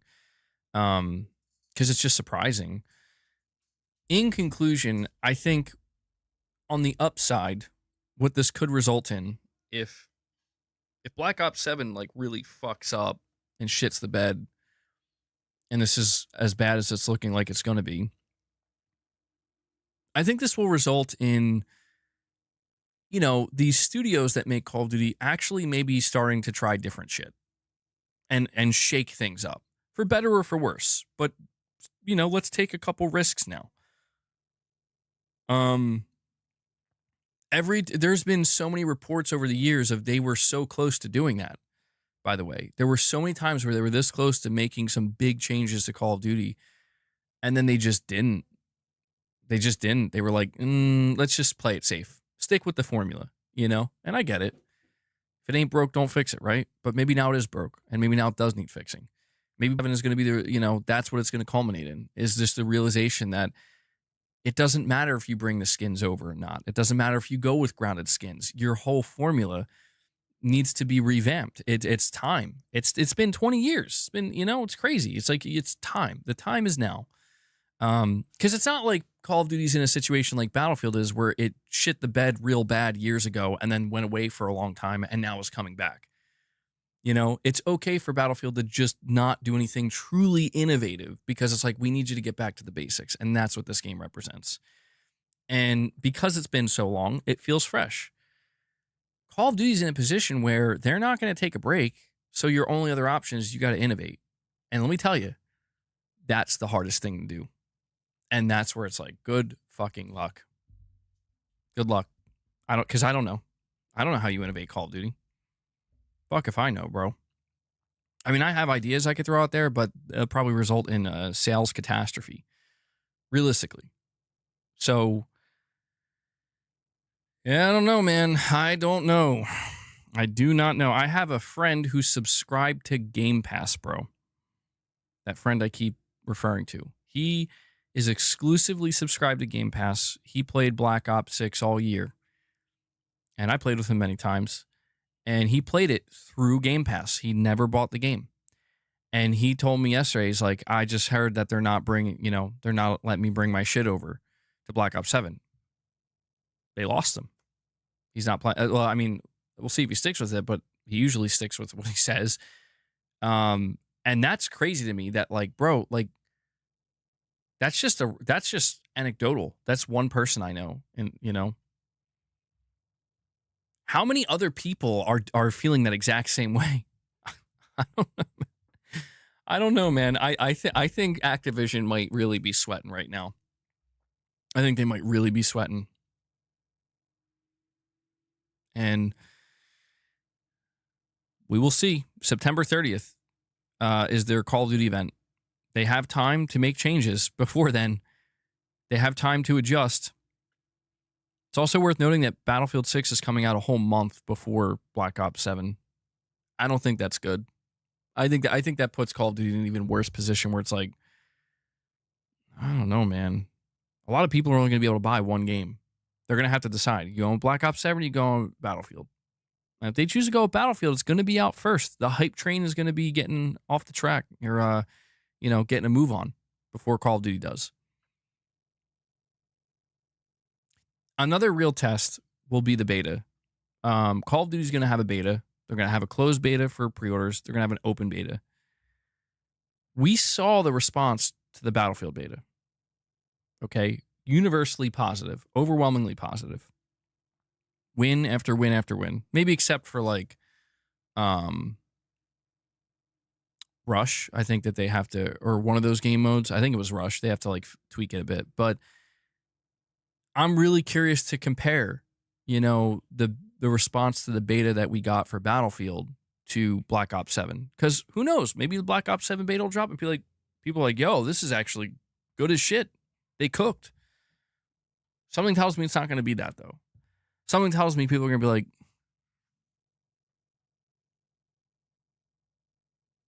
no. I don't know, man. Interesting times. Very interesting times. All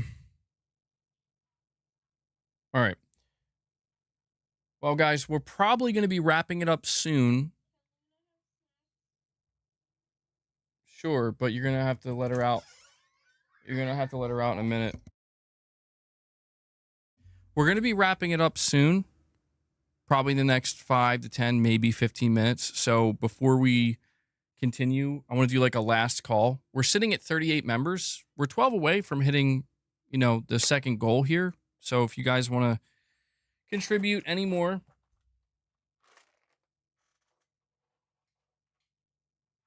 now would be the time to do it. We'll do like a last call if you want to drop any more super chats or anything like that. Hey X Spisking, the booty pirate called. He said prep up fruit but. Since the booty pirate loved Red Fail so much I'm surprised the vampires weren't fruity.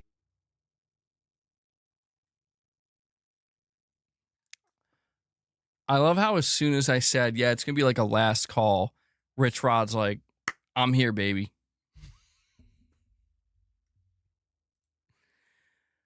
The booty pirate called. He said prep up fruit butt. Oh my God. Infinite Warfare story is better. Had good zombies. Richrod doesn't miss. Garrett's like, yo, Richrod does not miss. That man is on point. All right, let's go see. So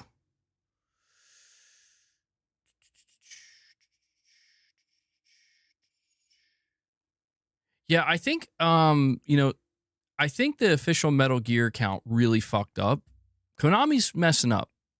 I'm going to be honest. Like I'm not, you guys know I'm not like a hater when it comes to Metal Gear or Konami.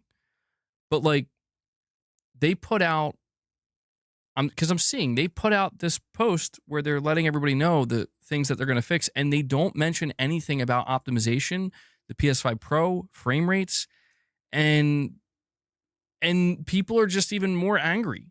And it's like, how they got to do better.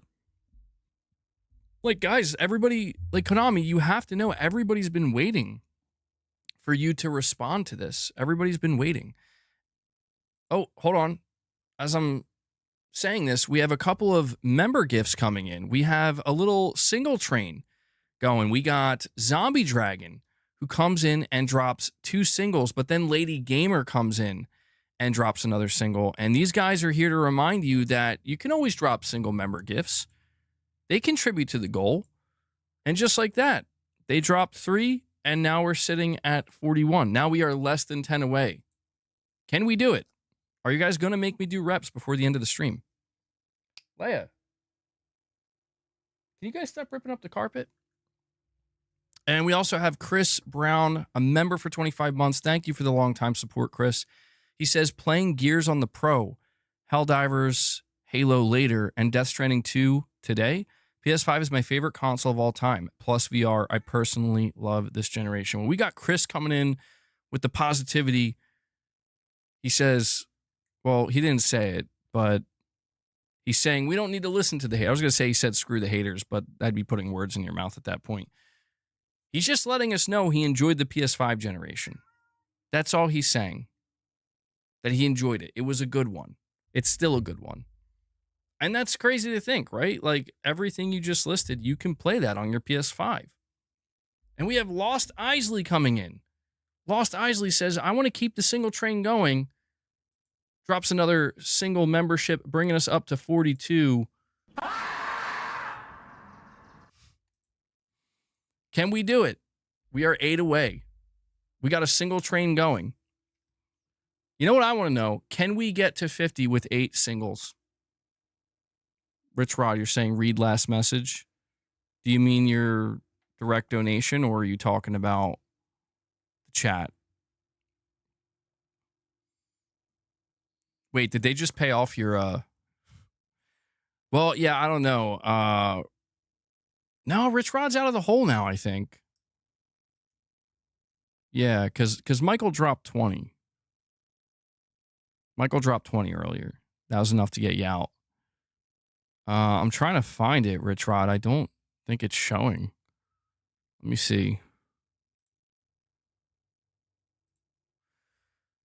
By the way, I told you new bootleg Snake Eater is Buns. Get out.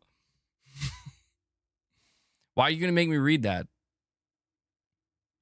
Lady Gamer says, MBG, can I have a sound played? Yes, Lady Gamer. What soundbite would you like? I know.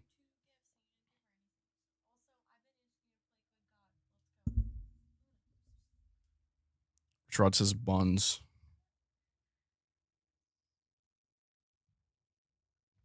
Phantom Blade Zero looks better. Phantom Blade Zero looks very good. Good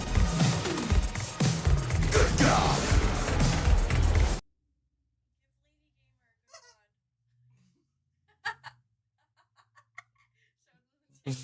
No.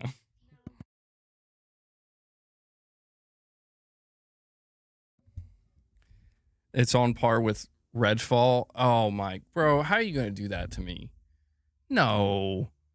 No. It's not on par with Redfall. And Omen86 comes in with his infamous €1 €1 donation featuring the poop emoji. What's Omen trying to say? What's Omen trying to say? I feel like he's trying to say Xbox is poop.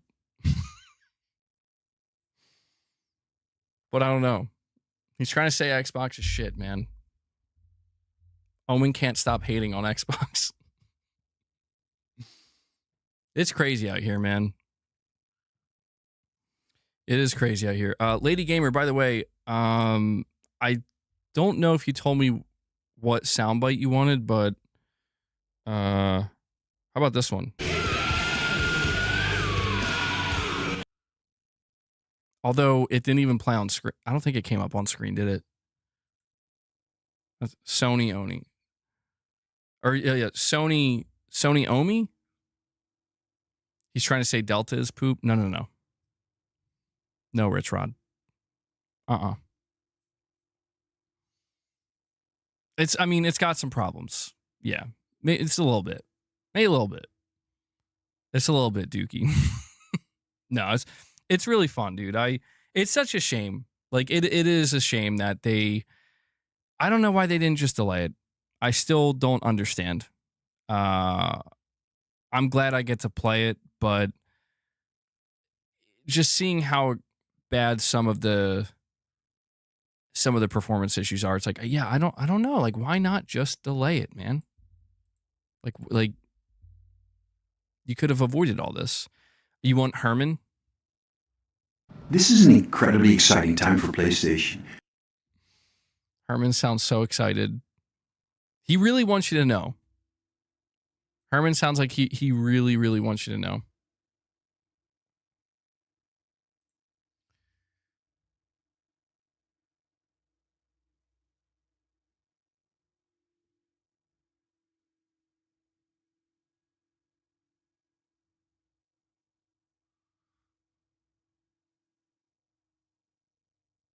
Jesus. Why is that saying that about... Guys, how's the audio, by the way? I keep getting this notification. Garrett wants Arthur Morgan.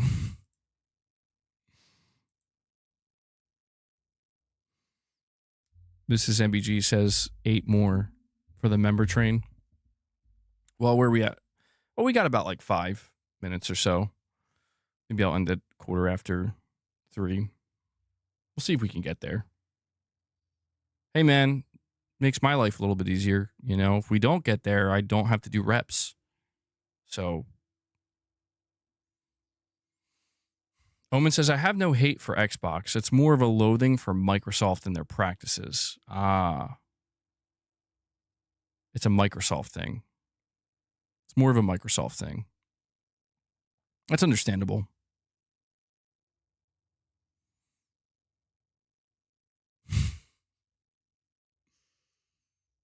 Maybe I can make that soundbite happen.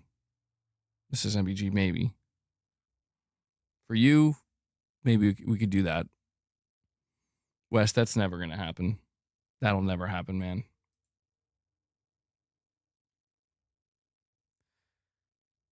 All right.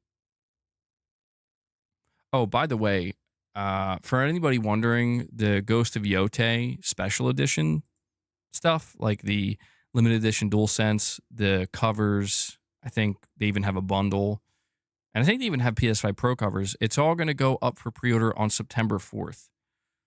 Okay, September 4th. I don't have the exact time, though, but I know quite a few people are interested in it. Dude, I'm seeing this post from PlayStation, Skate hands-on report. You guys see this Skate game? Like, I don't care what the haters are saying. Like, I'm excited for it, dude.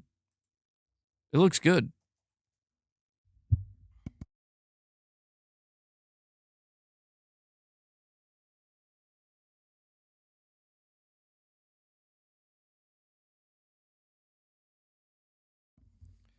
Oh, you're welcome, Ansel. That and buy your wife a Switch 2 for medical reasons. I'm going to try to make Mrs. MBG play Skate, see if she can get a feel for it. Well, Skate's going into early access on the 16th of September, and it's free to play. People are upset with the art style because they're like, it looks like they went the Fortnite route, and yeah, I think they could have done a lot better with the art style, but everything I've heard from the gameplay is apparently the gameplay feels very much like Skate.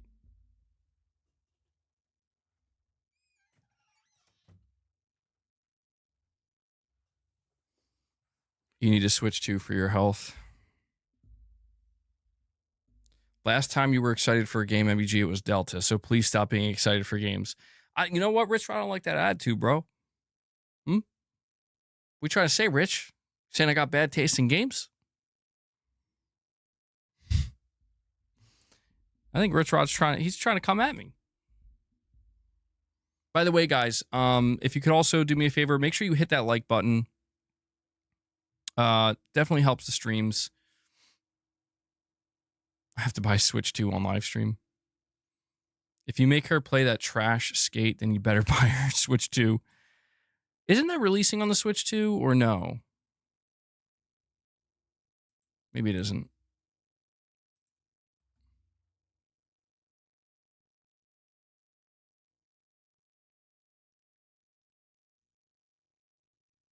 Like, they put this clip, and it looks kind of cool, where it's this person skating off of a skyscraper, and then they throw away their board and they start skydiving, but then their board comes back and they land on like another rooftop that's shaped like a half pipe, basically. And I'm like, that's pretty sick.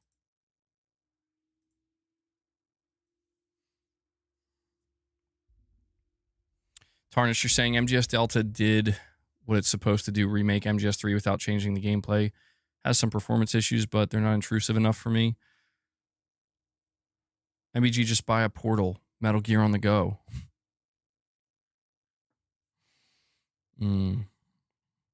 Perfect Image says, let her review Switch games. We'll get a Switch 2 at some point. I don't like the Switch 2 peer pressure. Temu, Tony Hawk Pro Skater. Temu Hawk Pro Skater.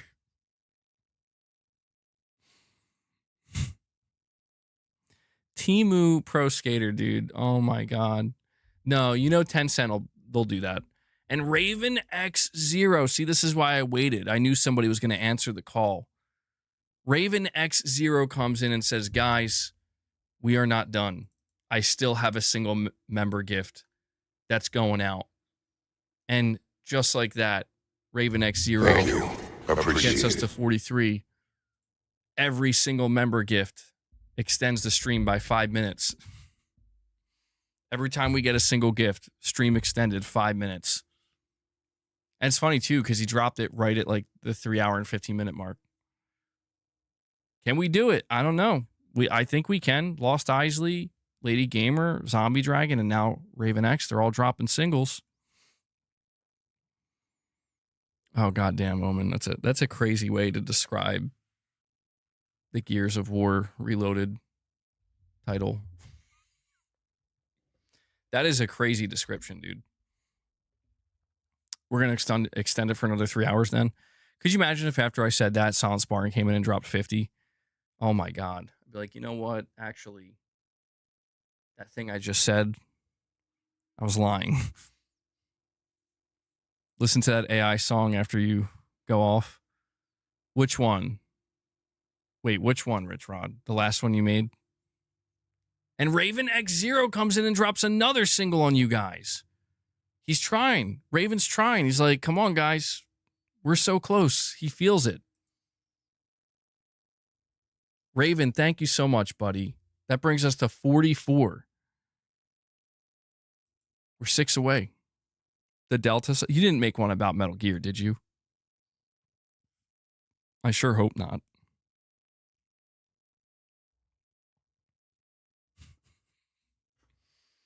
Rich, I don't know, man. I don't know if it's a good idea.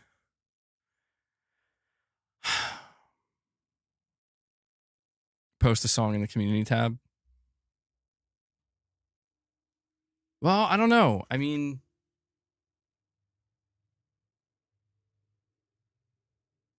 Lost Isley comes in and drops another gift. We got another single coming from Lost Isley, bringing us to 45. And guys, just like that, we're 5 away. All right, I'll make it easy. Well, hold on. Richrod, first of all, if you want me to play that whole song, you're going to have to post it under my last tweet.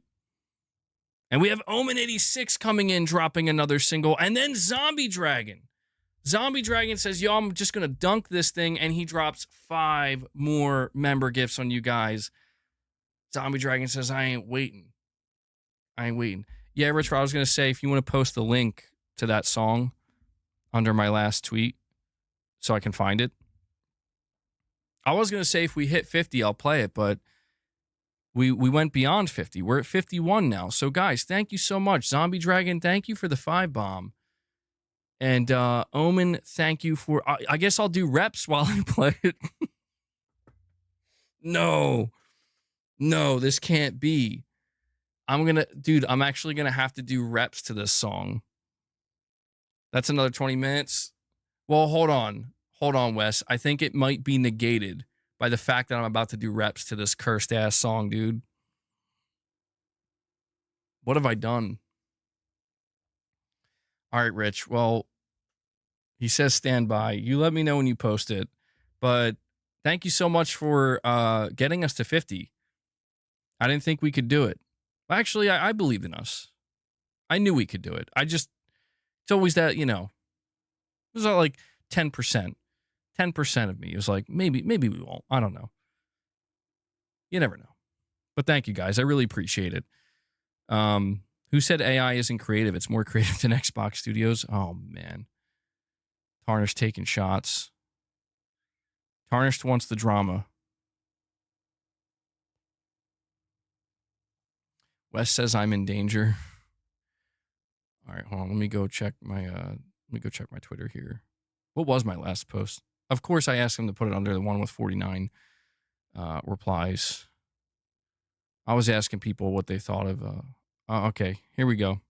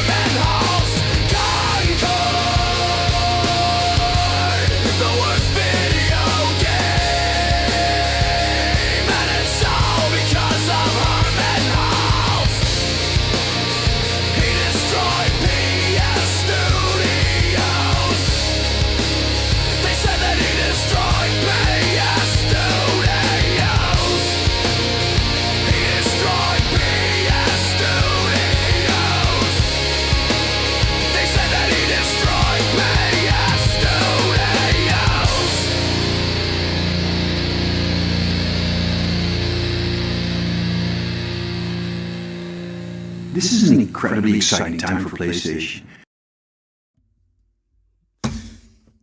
Oh, man. You know, that was a fucking banger. Like, I was not ready for that. Dude, I think we found it. I think we found the new thing. We gotta have Richrod come up with new songs. Dude, you gotta be careful the shit you're putting in there, though, man. Richrod, I have a request. If you're gonna make these songs, you can't name drop people, man. Except, you know, like Herman Hulst. You know what I'm saying? I don't want other content creators thinking I'm trying to clown on them or beef with them, because I'm not. I'm really not. They'll take it that way. Or other people will take it that way. But dude, that sounded good though. Like that was some good shit. I know. It's good. Gonna have nightmares. All right, hold on. I gotta do. So I'll request another one from you, Rich, and we'll save it for the next time we hit 50 members. Maybe this is what we could do. This is how Rich, he can express his creativity, and we could make it something that people look forward to, and I look forward to. We could make it a new thing. Rich is 50. Something like that. We hit 50 memberships. When I go to do the reps, we'll play one of his songs.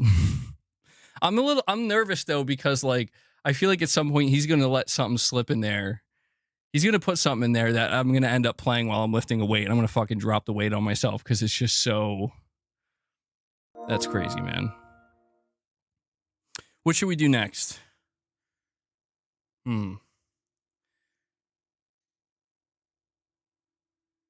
Rich, well, do you guys have any requests?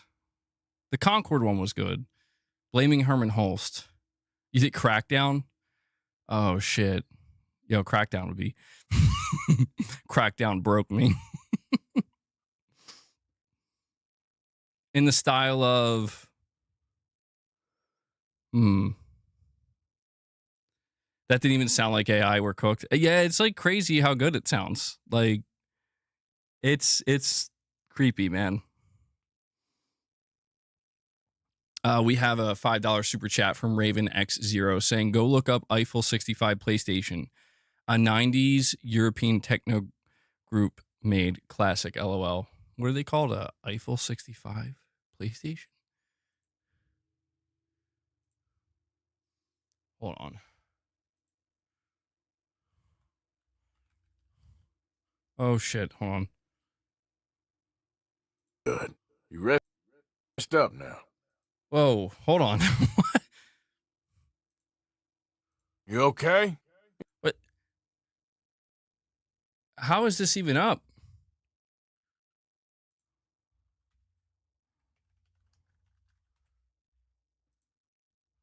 Eiffel 65 PlayStation song?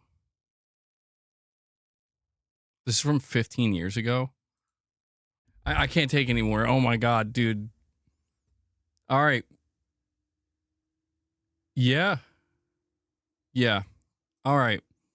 Well, guys, I think the stream is peaked.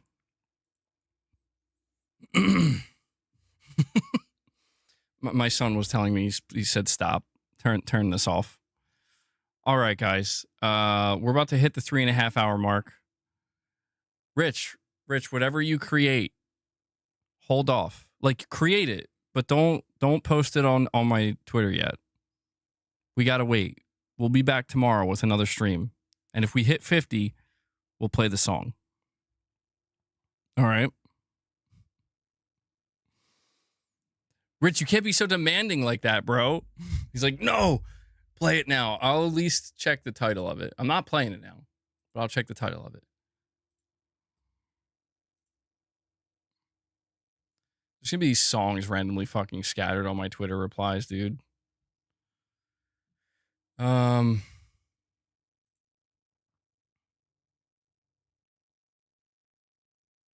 just see the Concord one again. Tell me the name of it, Rich. And then we'll head out of here.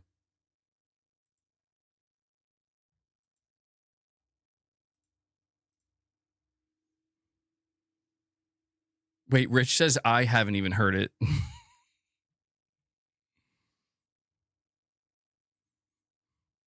AI made MBG want to retire streaming. I'm not looking up anything else, bro. This is already cursed enough.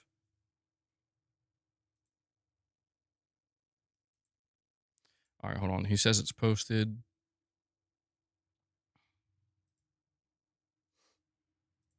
I'll at least get the name of it.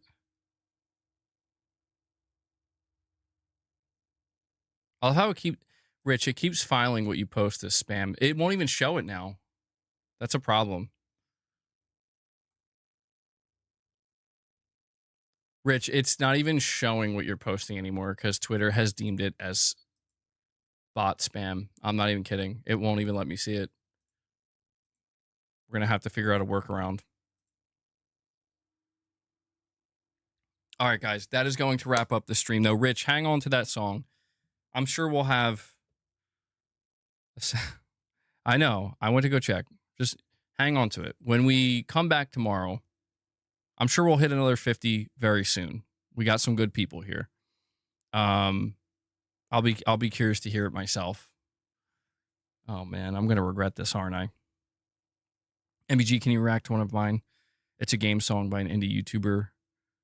An indie YouTube music YouTuber. What's the name of it? Devil Shooter. Devil Shooter rarely asks for anything. Richrod. I'm saying it's hiding it from me. I wrote, hey.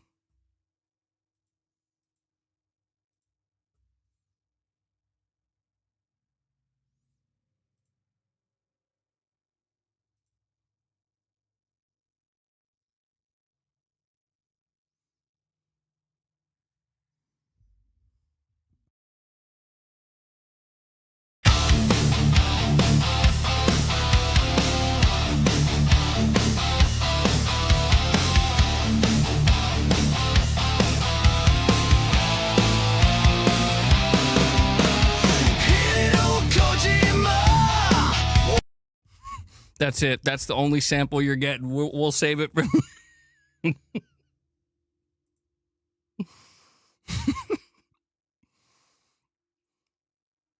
No, I know, Devil Shooter. That's a preview. That's a preview of if we hit 50 on the next stream, I will lift to that song. All right. All right, let's see. Devil Shooter. What's this one? Last one.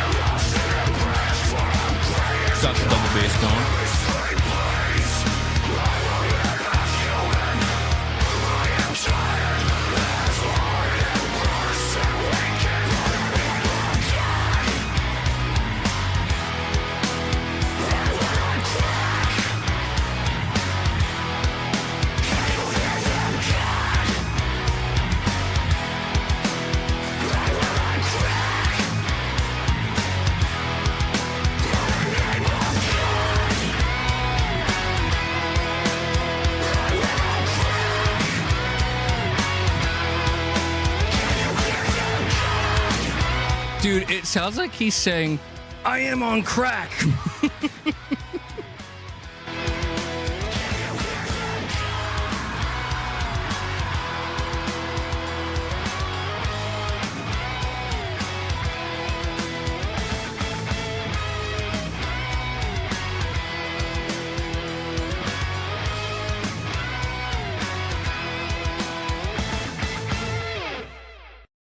All right, I played that one for Devil Shooter. That was a cover. Was that Nocturne? I don't know. I might get a copyright claim on that one. If I do, I'll have to cut it out. I see Corey's back. He says, "Nice tunage." Oh, dude, you missed it, Corey. I was doing some reps to a to a song that Richrod made about Concord. Rich, I'm telling you, man, it's better if we save it, dude. I'm telling you. Like, I'm dying to hear the rest of that song, but we'll use it as incentive, you know? I will monetize your AI music. I know it's safe. I'll play one more sample.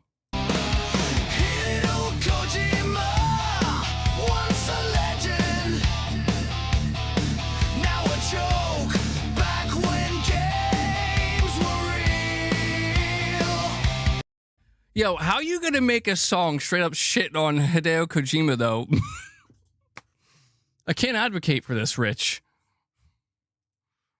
Oh my God. Even AI isn't a fan. Well, AI would not be a fan of Kojima. We'll save it. We'll save it, guys. I do have to wrap it up here, though. This will be a good place to wrap it up. I want to thank everybody for tuning in today. I think we had some good discussions. We had some interesting topics. You know, we're still in a slowdown period. And Irfan, by the way, I saw what you said a little bit ago. You said news, Gummy Bears has entered the pre-alpha stage. Community testing to start soon. Where did you hear that, by the way? Oh, I see it here. Who's the source? It's a report from the Game Post. Oh, that's going to be fun. That's going to be real fun. I'm dying to know. I am dying to know. That's going to be a fun time.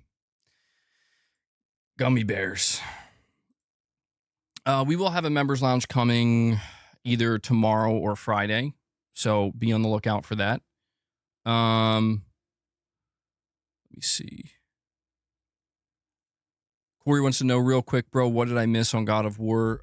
Really quick, Corey, basically there was another job listing at Santa Monica Studio, and everything that they described in the job listing hints at another third-person action game in the vein of God of War.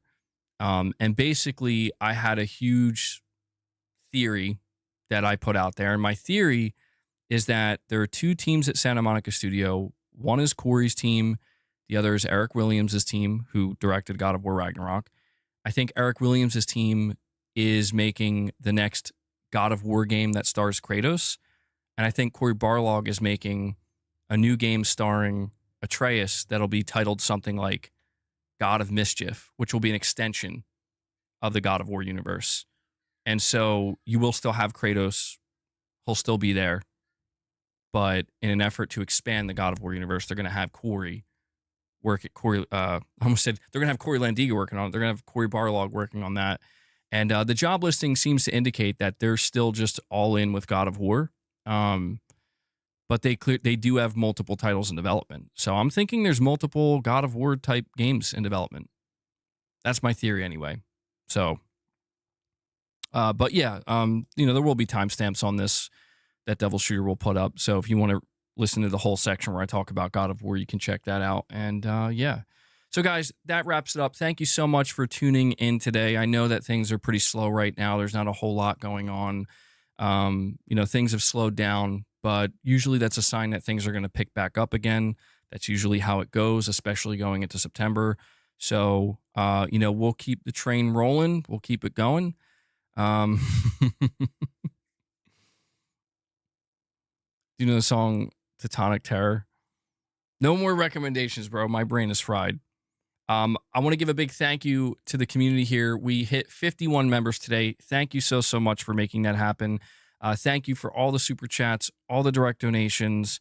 I can only do this because you guys make it possible. So good shit today. I did put out a news video. You could go check that out if you, if you haven't seen it yet, if you just want a quick rundown of all the topics. And yeah, so we should be back here tomorrow. I'm sure there'll be some other stuff to talk about. I have a couple of other things that I didn't. There was like a report on Resident Evil that I didn't get to cover yet. But all right, guys, enjoy the rest of your day. And I also want to give a shout out to Devil Shooter, who does the timestamps for the streams. So if you see Devil Shooter in the comments, give him some thanks, show him some love. I know he appreciates it. And yeah, that about wraps it up. So guys, please enjoy the rest of your day, evening, or night. And I hope to see you back here again tomorrow. So until then, take care, everyone.